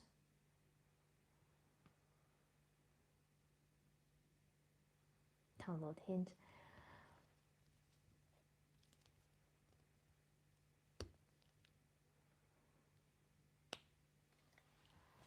In one relationship come to the culture, we're born into love is a choice. No, love is, I don't know, attraction is not a choice. Attraction is something that our body decides for us. Attraction isn't. Then love is a very philosophical thing. If we decide if love is as an actionable process, love implies that we are performing some actions. To perform actions, we need to think, we need to know what to do. To know what to do, we need to understand what is happening. To understand what is happening, we need to take a step back and assess that. We need to have a conversation. We need to research the system we're in to be able to exercise love as an actionable item. So inevitably, it boils down to a little bit of cognitive work, I think. Even if relationship, even if affection is very strong, even if there is a huge amount of understanding right off the bat, there is still there's still two lifestyles colliding if people decide to live together. For some reason, also it's societal norm to live together. Relationships become indivisible from resource acquisition again.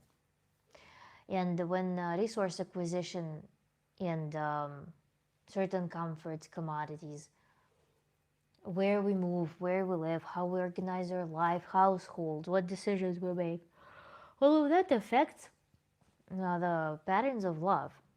We need to weave our affection into daily routine.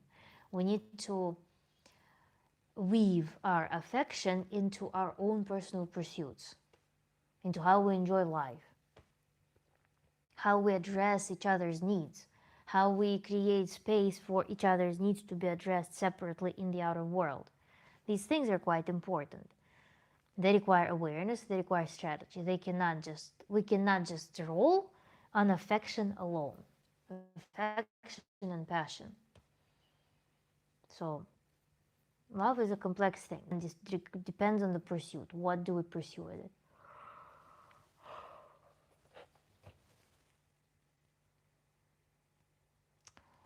It's like being okay. Attraction is dynamics plus hormones.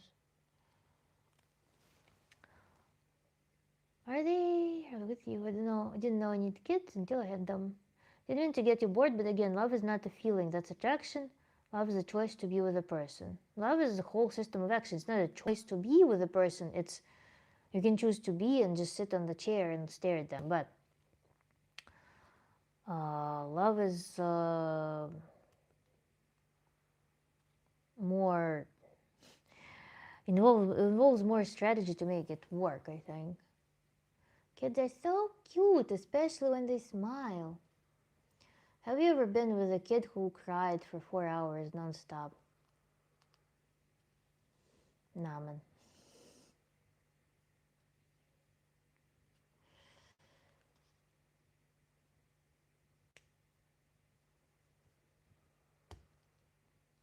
Alrighty, guys. Today was a little bit of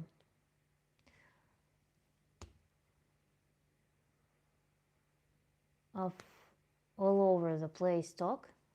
I really enjoyed it though.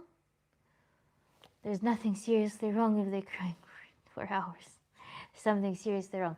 Yeah, I was babysitting my brother. I was 12, and my mom was at work, and he was at the age of 4 months. And that's the age when babies want mother to be present at home. They start being aware whether mother is present or not. So the only thing he wanted was to have mother at home because he wanted nothing else. And that was the craziest, perhaps, experience I've ever had with kids because it felt like some insane hopelessness. And back in the day, they didn't have noise canceling headphones.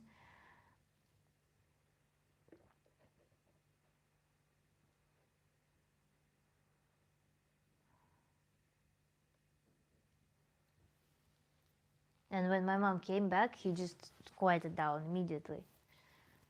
And that's like that desperation when he's crying. You like give him milk, you give him tea, you give him massage, give him toys, you walk with him, you try to make him sleep, you sing for him, you pet him, you I don't know, you comfort him in any possible way. And nothing helps. Nothing. So that was that.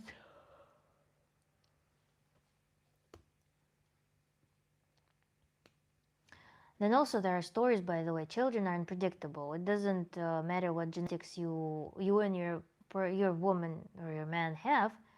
Children can inherit just anything. Plus, they can mutate in any possible way. There are stories how child can be born a psychopath out of nowhere. What will you do? It will be unsafe to live with that child. So children can be anything. They may be cute, they may be quiet, they may be very comfortable, but they may be born with a multitude of different things that will be outside of your control, that cannot be predicted by no means. So, and there can be moments with children when they're cute or not cute, quite the opposite of cute. And then there's also such a funny thing with children is that you can live kind of outside of the system yourself as an adult. But the moment you have a child, you start being visible for the system very much. And you have to interface with it. You suddenly realize that there are schools, that there is medical system that always keeps an eye on you, that you owe something to, and that will be coercing you into a bunch of different things, starting with pregnancy. There will be school system that will be also doing whatever with your child, and you will be fully dependent on the system if you don't possess significant wealth to make choices in accordance to your preferences. Then educational system moving forward will also be quite interesting depending on where you live, because if you don't want to make your child enslaved, you will be enslaving yourself to pay for their schooling. Or you are just communicating to your child that, well, up to you, there is a requirement for higher education in our society if you want to build a capital. So it's up to you if you want to pay for schooling or if you want to find some opportunities elsewhere. So there is a lot of things with children that are not just very cute. My perhaps biggest qualm is that children force you to interface with the system because you are, as a citizen, you are obliged to spend your own money to raise a slave for the system effectively. That's the most painful thing about parenting, I think. That you pay and you build attachment with someone who will become the slave to the system later. And that has to be slave to the system growing up. Otherwise, they will be exempt from entering any institution. So that's in the harmonious case scenario. To me, it's a project for very, very wealthy people to that can afford parenthood that is outside of the box. To me, it's a very sad realization, because yes, it's an incredible attachment, it's an incredible experience, but at the same time, it's not yours. It's not yours. You're just a sponsor of that for the system, not even for the world, for the system, likely, if you don't possess wealth. What's our next class about? I'll think about it, Trip. If you have any suggestions, please drop. Yes, and with all that, accepting your kid and everything that comes together requires choice and interest of your child. With kids, though, the psychological boundaries are very important, and you must never give to their demands. Regardless if it gets some peace and quiet, you have to be dedicated. Yeah, that's for sure. Hard love skill is insanely important too, because if you somehow build this, also hard love, also it's good to have perhaps practice stepping back to evaluating the system that you're building for children, because manipulations will exist in the system that is not capable of establishing a law, a firm law, that is not violatable. When you build a system with loopholes, this creates a room for dysfunction, and dysfunction leads to the room for manipulation and and destructive behaviors. So that's something very important. Even with the dog, actually, you learn that already, that you need to be firm. And I know that it's my weakness. I don't succeed at that. My lifestyle is very affectionate and very just give everything you can. So to me, that's my work that I need to accomplish, to be firm, to be able to build boundaries and understand why those boundaries are important, such that my emotions don't override my strategic thinking.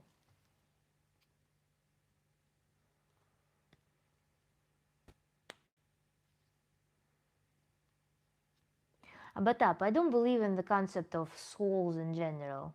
Some experiences of souls with like karma, with all of that stuff.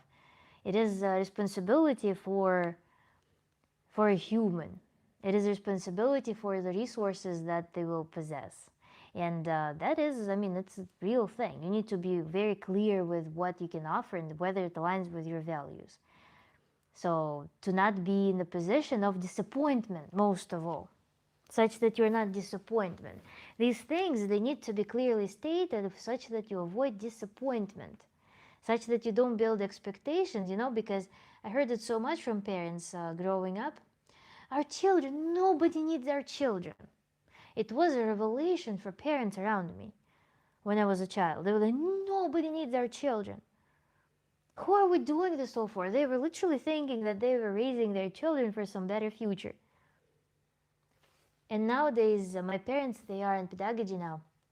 And I noticed that parents don't enjoy parenting. Children don't enjoy childhood. Children are tortured by some ever-changing educational requirements. Parents are in perpetual state of panic. What to do? Where to go? Who to pay to? Who to hire? What is that?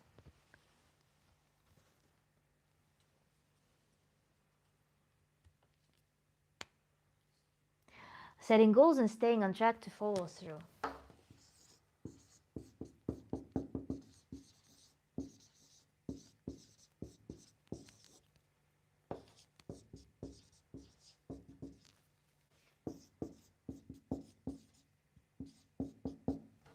I wrote it down.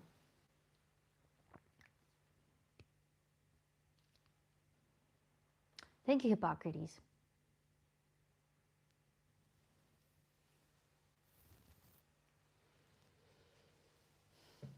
Yeah, so it's like it's just some collective panic that scares me so much. Not scares me, it pushes me to think about what are the options, because I understand that parents want to prepare their children, make them survivable in the world. But how to survive in the world is not clear for many, and they're looking for ever-changing tools, what tools to grasp, and they miss a very important point: how to raise a child to be resilient, how to raise a child to be looking from above a little bit. So this situation is very unfortunate that I'm noticing.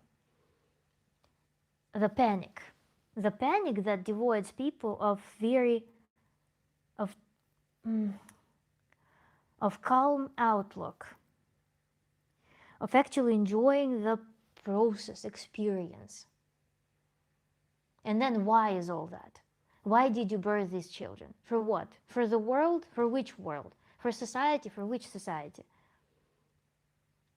Which society told you that you needed that? Children are for enjoyment. And to make it for enjoyment, it needs to be in alignment with your core kind of like core values. Without these heroic gestures that you are investing in something that will, I don't know, save the world, all of that.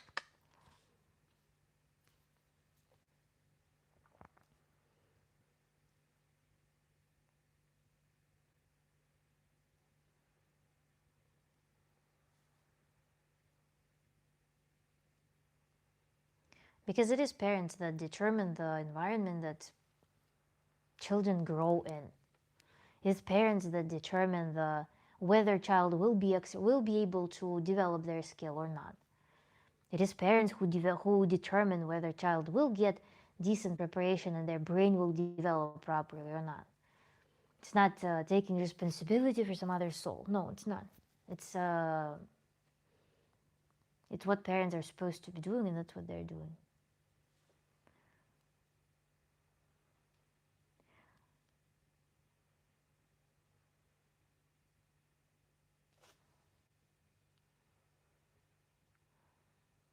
But the system aims dedicated to treating us all with an IQ of 4. Yeah, yeah. That we as parents have an IQ of 40. Yeah, exactly. It's they know best and we're stupid. Yeah, that's what's scary about that. That's what's scary about all of this. That if you approach things differently, they just and withdraw. And all of your attachment and all of your best, you acting in best interest, is just nullified. I think it's the system tightens up. I think around parents. I think it has been the trend. So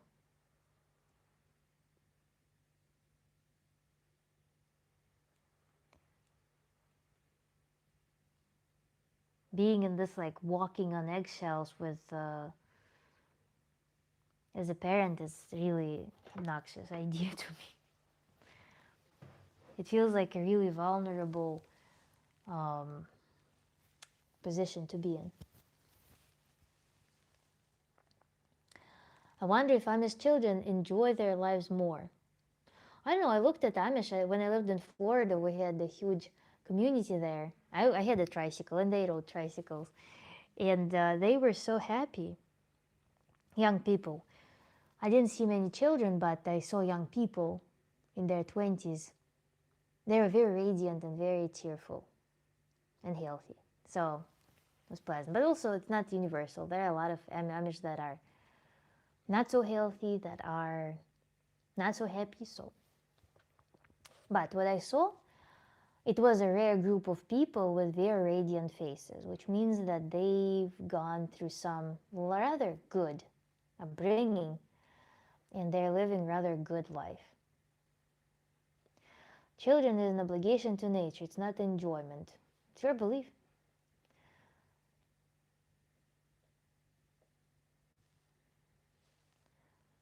They know best and we're stupid. Yeah. No, then throw your child in nature. I mean, if it's children are in enjoyment all along. Childbirth is yes, a belief. Not an obligation even. Don't have sex. No obligation. Sex is enjoyment. Birth is supposed to be ecstatic experience for both mother and child, even though it's hard, but it's ecstatic nevertheless. Because of overdose of hormones. Breastfeeding is ecstatic. And life is ecstatic experience with intermediated with some stress.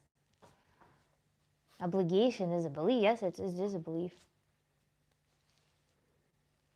Yeah, I went to a few events in Pennsylvania, Delaware, with the Amish. I quite liked their setup, but very disciplined. You could see the element of fear in them from the elders.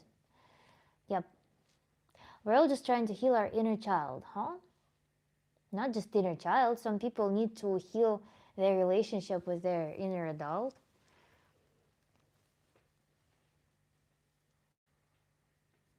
Adult component is very important as well, because that's where your stability and ability to play and create in life and be a leader comes about.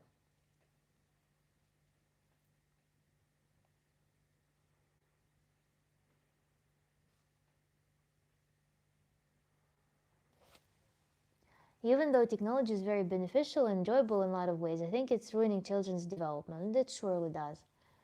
Let's look at the screen like this. Even from eyes perspective, eyes are just locked in one plane for a while, and brain is getting insane amount of stimulus from that. There's no coordination between eyes and the amount of information that's being received. So that's one thing. Then hand movements as well. Hand movements are not being trained when children are locked with the phone. They're not creating anything, they're not producing, they're only consuming, and that creates creative constipation. So that is very true. Technology is an antagonist of development, but again, creation of technology. Somebody argued that we achieved so much technological breakthrough. Yeah, people who are creating technology are developing. People who are using technology are likely not like just for entertainment. They're not developing, they're degrading. Yeah, phone is, yeah. For me, phone substituted TV. I grew up with TV on the background or radio on the background. So,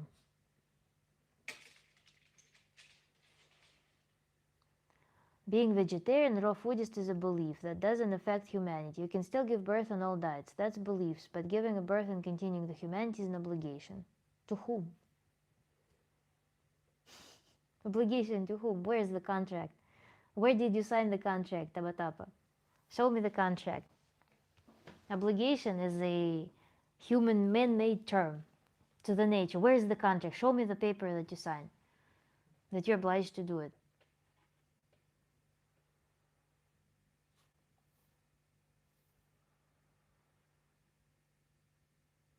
Where is it? Obligation is a man-made term. There's no obligation in nature. Obligation is a word that comes from society, from societal relationships. If there's no paper where you sign that you are not obliged,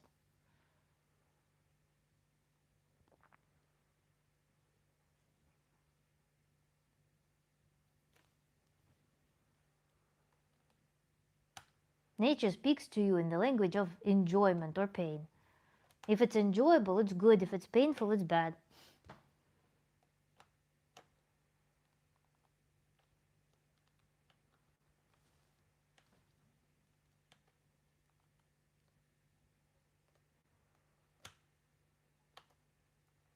People have children because naturally, because they fuck. They realize that it brings children only when they started observing cattle, when they started cultivating land, when they started producing, when they started raising farm animals.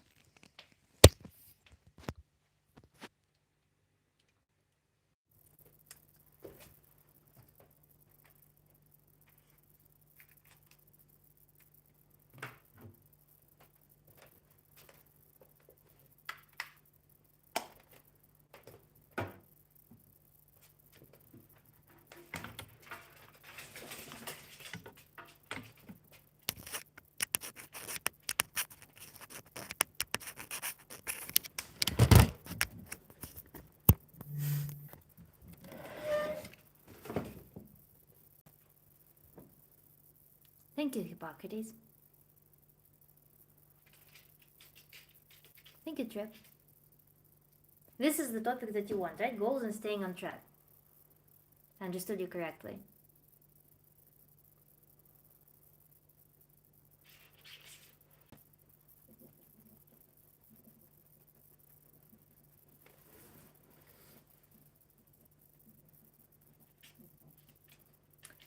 You have to pee. That's an obligation to your body. Can you spin the logic further? It's not obligation. My body signals that it's painful. That's unpleasant. So it has a reflex to fulfill. It's not an obligation. Маленький, ты пришел. Всем приветик сказать. Иди сюда, мой маленький. Приветик. Пришел на видео. Вот мой клифтунчик. Мой клифтунчик пришел. Вот он. Кузьмичка тайм. Да. 1 o'clock. Guys, I'm going to sign off. I will not touch the charged topics. Another promise I failed to hold. It's okay, Batapa. The fur baby doll. The fur baby king. Fur baby. Fur baby. Question, девушка, я.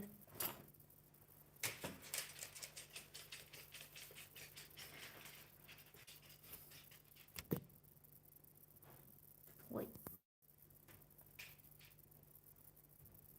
You're going. Yes, I am going to go. I'm trying to get into the schedule now. I woke up today at 8 a.m. It was wonderful. Review? Kivушka, no, we didn't do review yet. Haven't done it.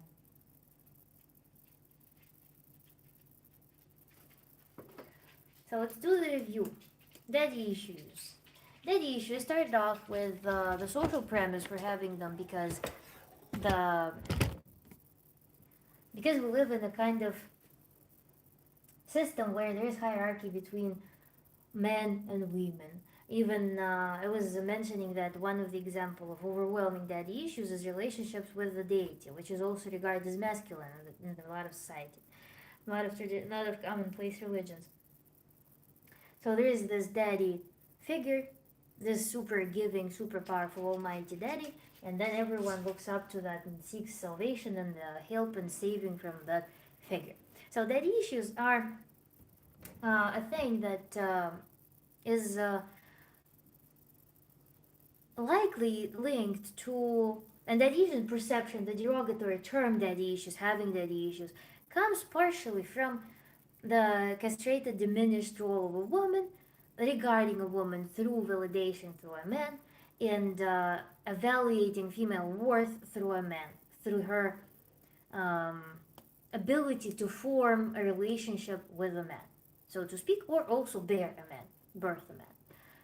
So because it's this man-centric situation, this is where that issues become this derogatory term that's used to diminish certain women who were in unfavorable family situations growing up. But then we went to actually look into what can fall into categories of daddy issues. We talked about parental neglect when that creates the circumstances of needing to enter the sports mode, competition, where I want to be seen, I want to be noticed, I want to perhaps defend myself, I want to feel like I'm chosen. So the sports mode, when I am in this rivalry, when I will be replaying the scenarios of rivalry to become a prize, to be um, chosen by someone, this will be one of the outcomes of daddy issues. Then we talked also about situations when that princess, when a girl is raised as a object, that life is happening to her, things are given to her. She never builds autonomy. She never understands her. Um, she never gets to get in touch with her skill, with her skill set for survival, because everything is provided with surplus. There's no need to withdraw herself from her own family system and from her immediate family system and enter the external family system. There is no perceived need to come through frustration of being seen in the world, to um, kind of like enter the situation when you need to um, perhaps be rejected by someone, perhaps to be not understood by someone. So there is this expectation that you will be this prize that will be moved from one owner to the other owner. So a girl never grows into this full woman, for complete human in a sense, and is in this learned helplessness situation. So this is another extreme. Then we talked about the scenario with stepfather when we have this split family. And yes, while there are wonderful stepfathers, while there are wonderful fathers, there could be situations in which the child is kicked out of the family unit. So there's nuclear families, mother, her new boyfriend or her new husband, and their expected new child or their new child that's already born. And that old child is like just a filthy memory of some disappointment in love, disappointment in her choices, and so it's all projected into this child. Added to the sense of helplessness, added to the sense of lack of protection and defense. And that, as I discussed, could lead to either child becoming hyper defensive, hyper protected, because on the one hand, lonely, wanting affection, wanting to win love from parents, wanting to win real, genuine connection with someone, which will make them hungry for that feeling later in life, hungry for safety later in life. But at the same time, potentially suppressing their sexuality, their development, because there could be this feeling that this is some man who likes my mom, who looks at me sometimes in this weird way. It's unpleasant. I want to hide. So the girl may start hiding herself instead of blooming into her adult form and adult energy. Then there could be scenario of empty father, or father who is always, who takes the insult, who takes the position of this submitted, weak nothingness. And mother may talk about him as he's a loser. So some BDSM bond between parents may lead to this thing where child is has a good parent and absolutely disgusting parent. We also never talked about the situation of codependent families where there is a one parent with addiction and the other parent is in the codependence, and the child in that family system enters triangulation, becomes the savior, defender. In any of these scenarios, there's like a whole world on child's shoulders. Child is exhausted and can also propagate the same relationships in their life. There's also can be, again, as I mentioned earlier, the relationship when father is in this beaten up role, and then mother may be emphasizing that the child looks like their father, the child behaves like their father, loser, nothing. Then there could be scenario in which there are siblings and one sibling is preferred over the other by one parent and vice versa. So there are some weird relationships inside of the family between siblings. And that can create also its own dynamic for each of the siblings. If they don't connect with each other, for example, and don't actually form an alliance within this family system. If siblings are keeping distance and they belong to different parents, and parents are kind of like using them as their toys, that can be a scenario. Then many more fine details we can add to this whole ordeal. How to treat it. People who grow in dysfunctional scenarios in childhood, they will have very high tolerance to nonsense. So when the consequences of their upbringing manifest in their relationships, one of the first things that we need to do, we need to identify the dysfunction. Because the clients come to me often with the notion that something hurts, I don't know exactly what. Sometimes people come with a particular pain, but sometimes I don't know why it's happening. I don't know what's happening.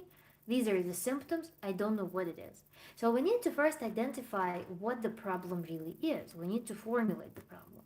Then the next step in tantric makeover will be to lower the tolerance to nonsense, because the tolerance, sometimes people tolerate things that are, well, they are completely antagonists of them preserving their dignity. So we need to lower the threshold. We need to soothe this hyperactivated, stressed out body and mind. We need to soothe it and to sensitize person to their comfort for once. What is the comfort? What is the baseline for comfort? Then we need to do some behavioral adjustments when person has resources to do that. So, another important thing that we discussed, Chunky Cat brought up a thing that there are people who will weaponize their trauma. That's a common phenomenon. And with that, when it comes to tantric work, it's important to communicate. It's communicated with the client that the falling back to the same patterns from the past that you don't like, that you don't want to have, is normal part of the process. And in fact, it may be still part of your repertoire to do that. It's important to talk about respecting the traumatic response, traumatic adaptation, even if it's ugly, even if it's not working, even if you objected, even if you realized how disgusting it is. It's important to realize its value in the moment when it was built, because it was meant to protect you, it was meant to make you survive, to keep you alive. So with that in mind, we build the notion of respecting what you were doing all along. You did not have a choice in the moment, but to behave this way, to learn this behavior. And this is an important healing moment as well in our work. To communicate that you still have the option to behave this way, but we're building more options, and there's nothing wrong with you opting for that option. There are just options that lead to better outcomes right now. So this is one of the important things for not causing neurosis of healing when the person is still learning new behaviors, such that they don't feel guilt, don't get into the cycle, some vicious cycle again, by feeling guilt for not behaving perfectly. So that was an important note there. Then we talked about polygamy, whether polygamy is normal or not. And I was also commenting on the fashionable moment spotlight of polyamory, polygamy in recent years. That died out, kind of, I think. And we talked about different scenarios of polygamy, where it is reasonable, where it is rather unreasonable, and excuse me. And then we talked about what? We talked about children a little bit. I don't remember how we got onto this topic, but so that's it. Thank you everyone for цветочки, for flowers. Thank you so much, guys. Chad is with Lotus. And my loves, I am going to sleep. I'm falling asleep. Okay. Thank you, Pocketies. I'll try to come on tomorrow earlier. What?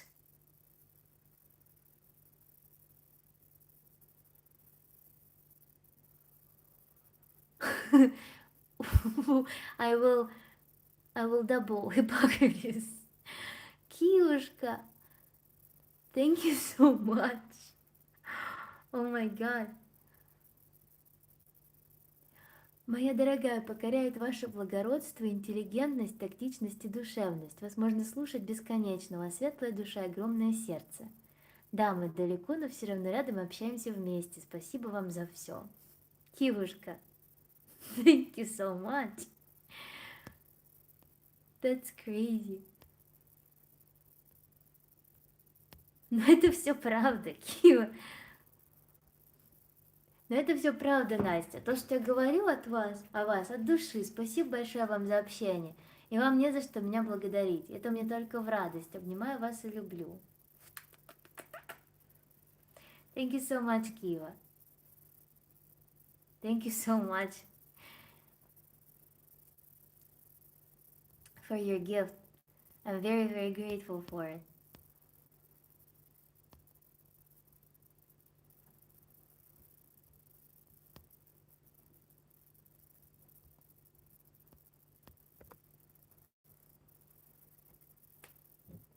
Мне тоже это очень все в радость.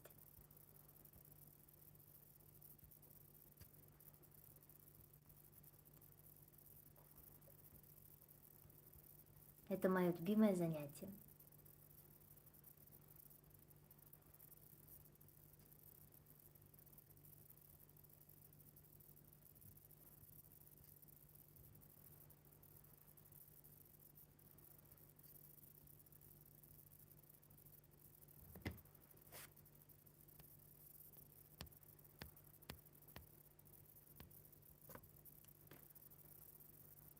Appreciate it, Настя. Here. There. Thank you so much, Kilo. And thank you, everyone. Today we're very active. Today we're very participating. A lot of the hot topics we got kind of fluffed up. So we have a lot of the baseline to work on. And our new thing that whoever proposes the topic, we're just picking it up, setting goals and staying on track. So that's what we're going to work on tomorrow. And if you have any other proposals, please drop them in the comment. And if we have a competition, then we are going to cover more, because who said that I need to discuss only one topic per stream? Right? We can discuss more. So, thank you, Kiva. I'm glad that you liked it.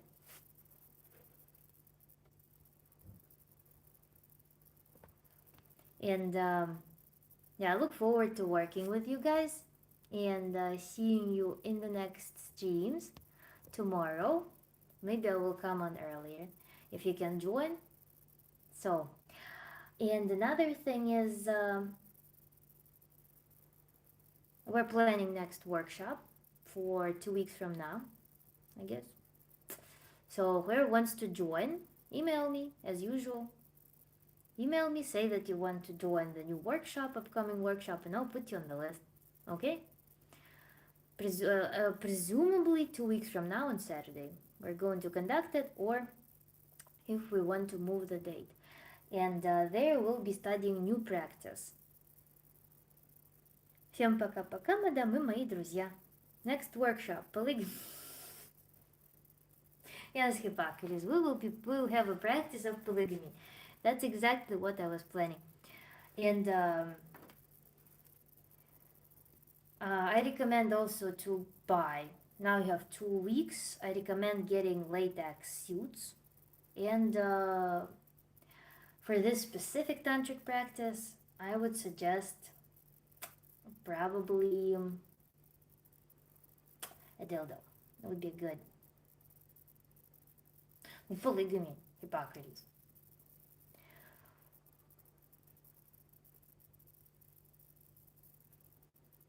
Just shop on Amazon. No need to get anything fancy at that point. Kivishka, thank you so much. So hoping that was irony. You'll see. Yeah, actually, I mentioned the topic in the workshop. Wayne, hello, we're wrapping up already. I mentioned the topic. We're going to do emotions in the body practice. That's what we're going to do next time.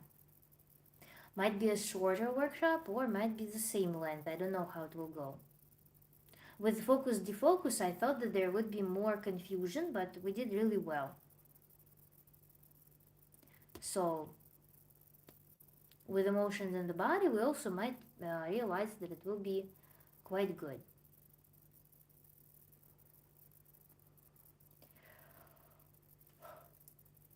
We'll be doing Kiva more extended version than what we did back in that stream. The last practice for the workshop was fun.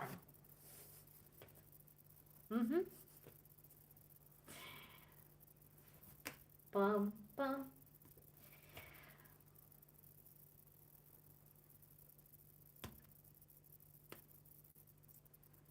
I also want to actually practice that practice myself in different variants. Oh, Hippocrates tried focus defocus on sound. And how was it?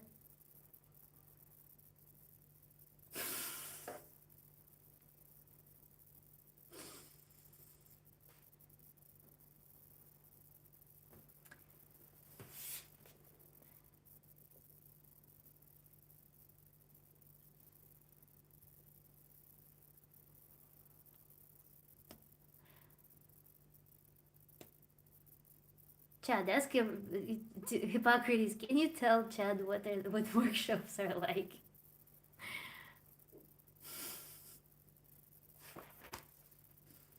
Weird experience.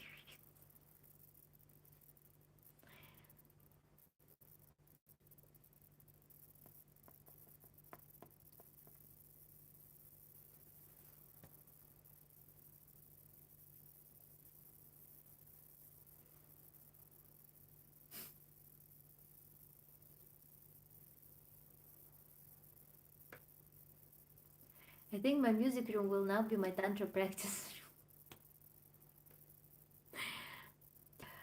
room. Kiva, there's an important detail about that that you are not telling about that.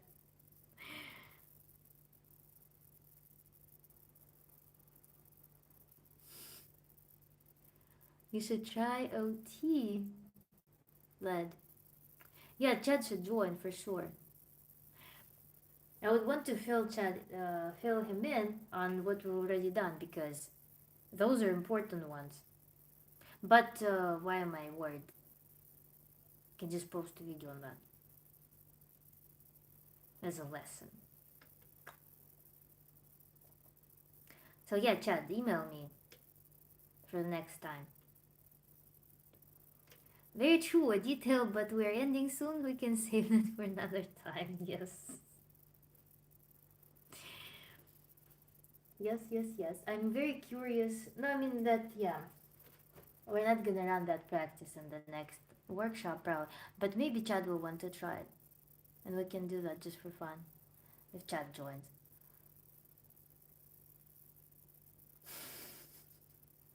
I'm just very curious how it will play out the next time.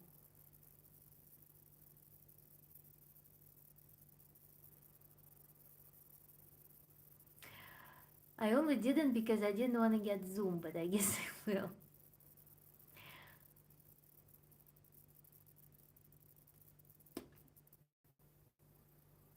My internet disconnected. My internet disconnected. So yeah, Chad, get Zoom. It's a cool event.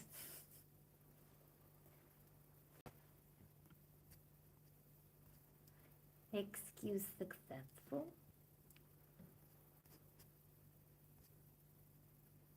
So, I think everyone got scared away by me disconnecting, right? My internet just blipped and everything turned off. Chad, email me, email me. You hear me? Email me. We should do it.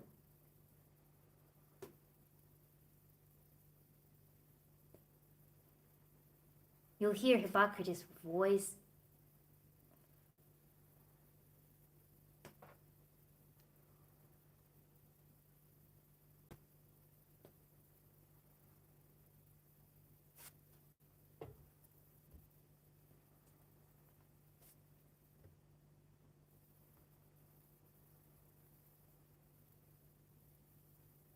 Yeah, I'm back.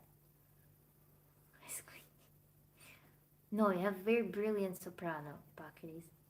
No, I haven't ended it. My internet disconnected.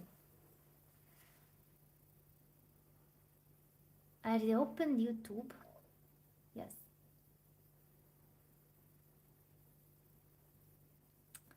So, let's meet up. So tomorrow we're doing this topic, goals and staying on track. And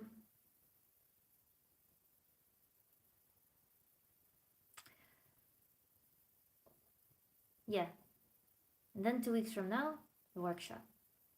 I think I might have to multitask for the next Zoom notes, Tantra practice, and music practice.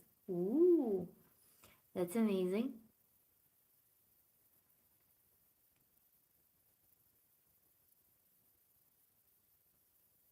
And then, Chad, you also received presentation. By the way, guys who participated, did you receive the slides? I sent you through the Google Drive.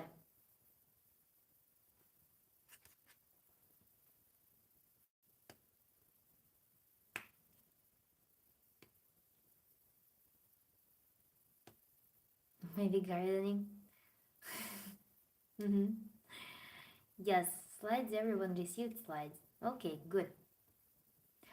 And we also, by the way, we're supposed to have GCA. GCA is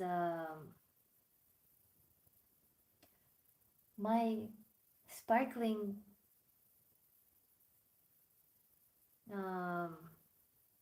friend was so excited about the workshop. I hope he's fine. I love you and I think you're great. Thank you, Paxton Bear.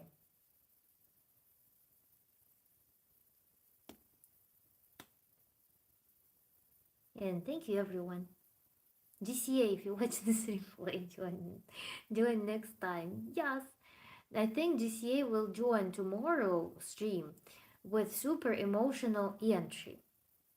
And we will have the whole conversation. But also, Elmond never replied to me. I emailed them after the workshop because they didn't show up after that practice. And they never replied to me, so I need to monitor that situation. Woodson, hello.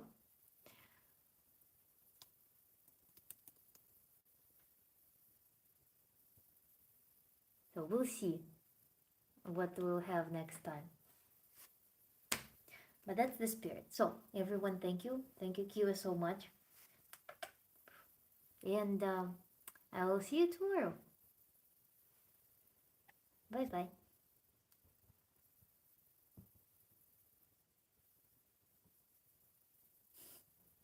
Sleep well.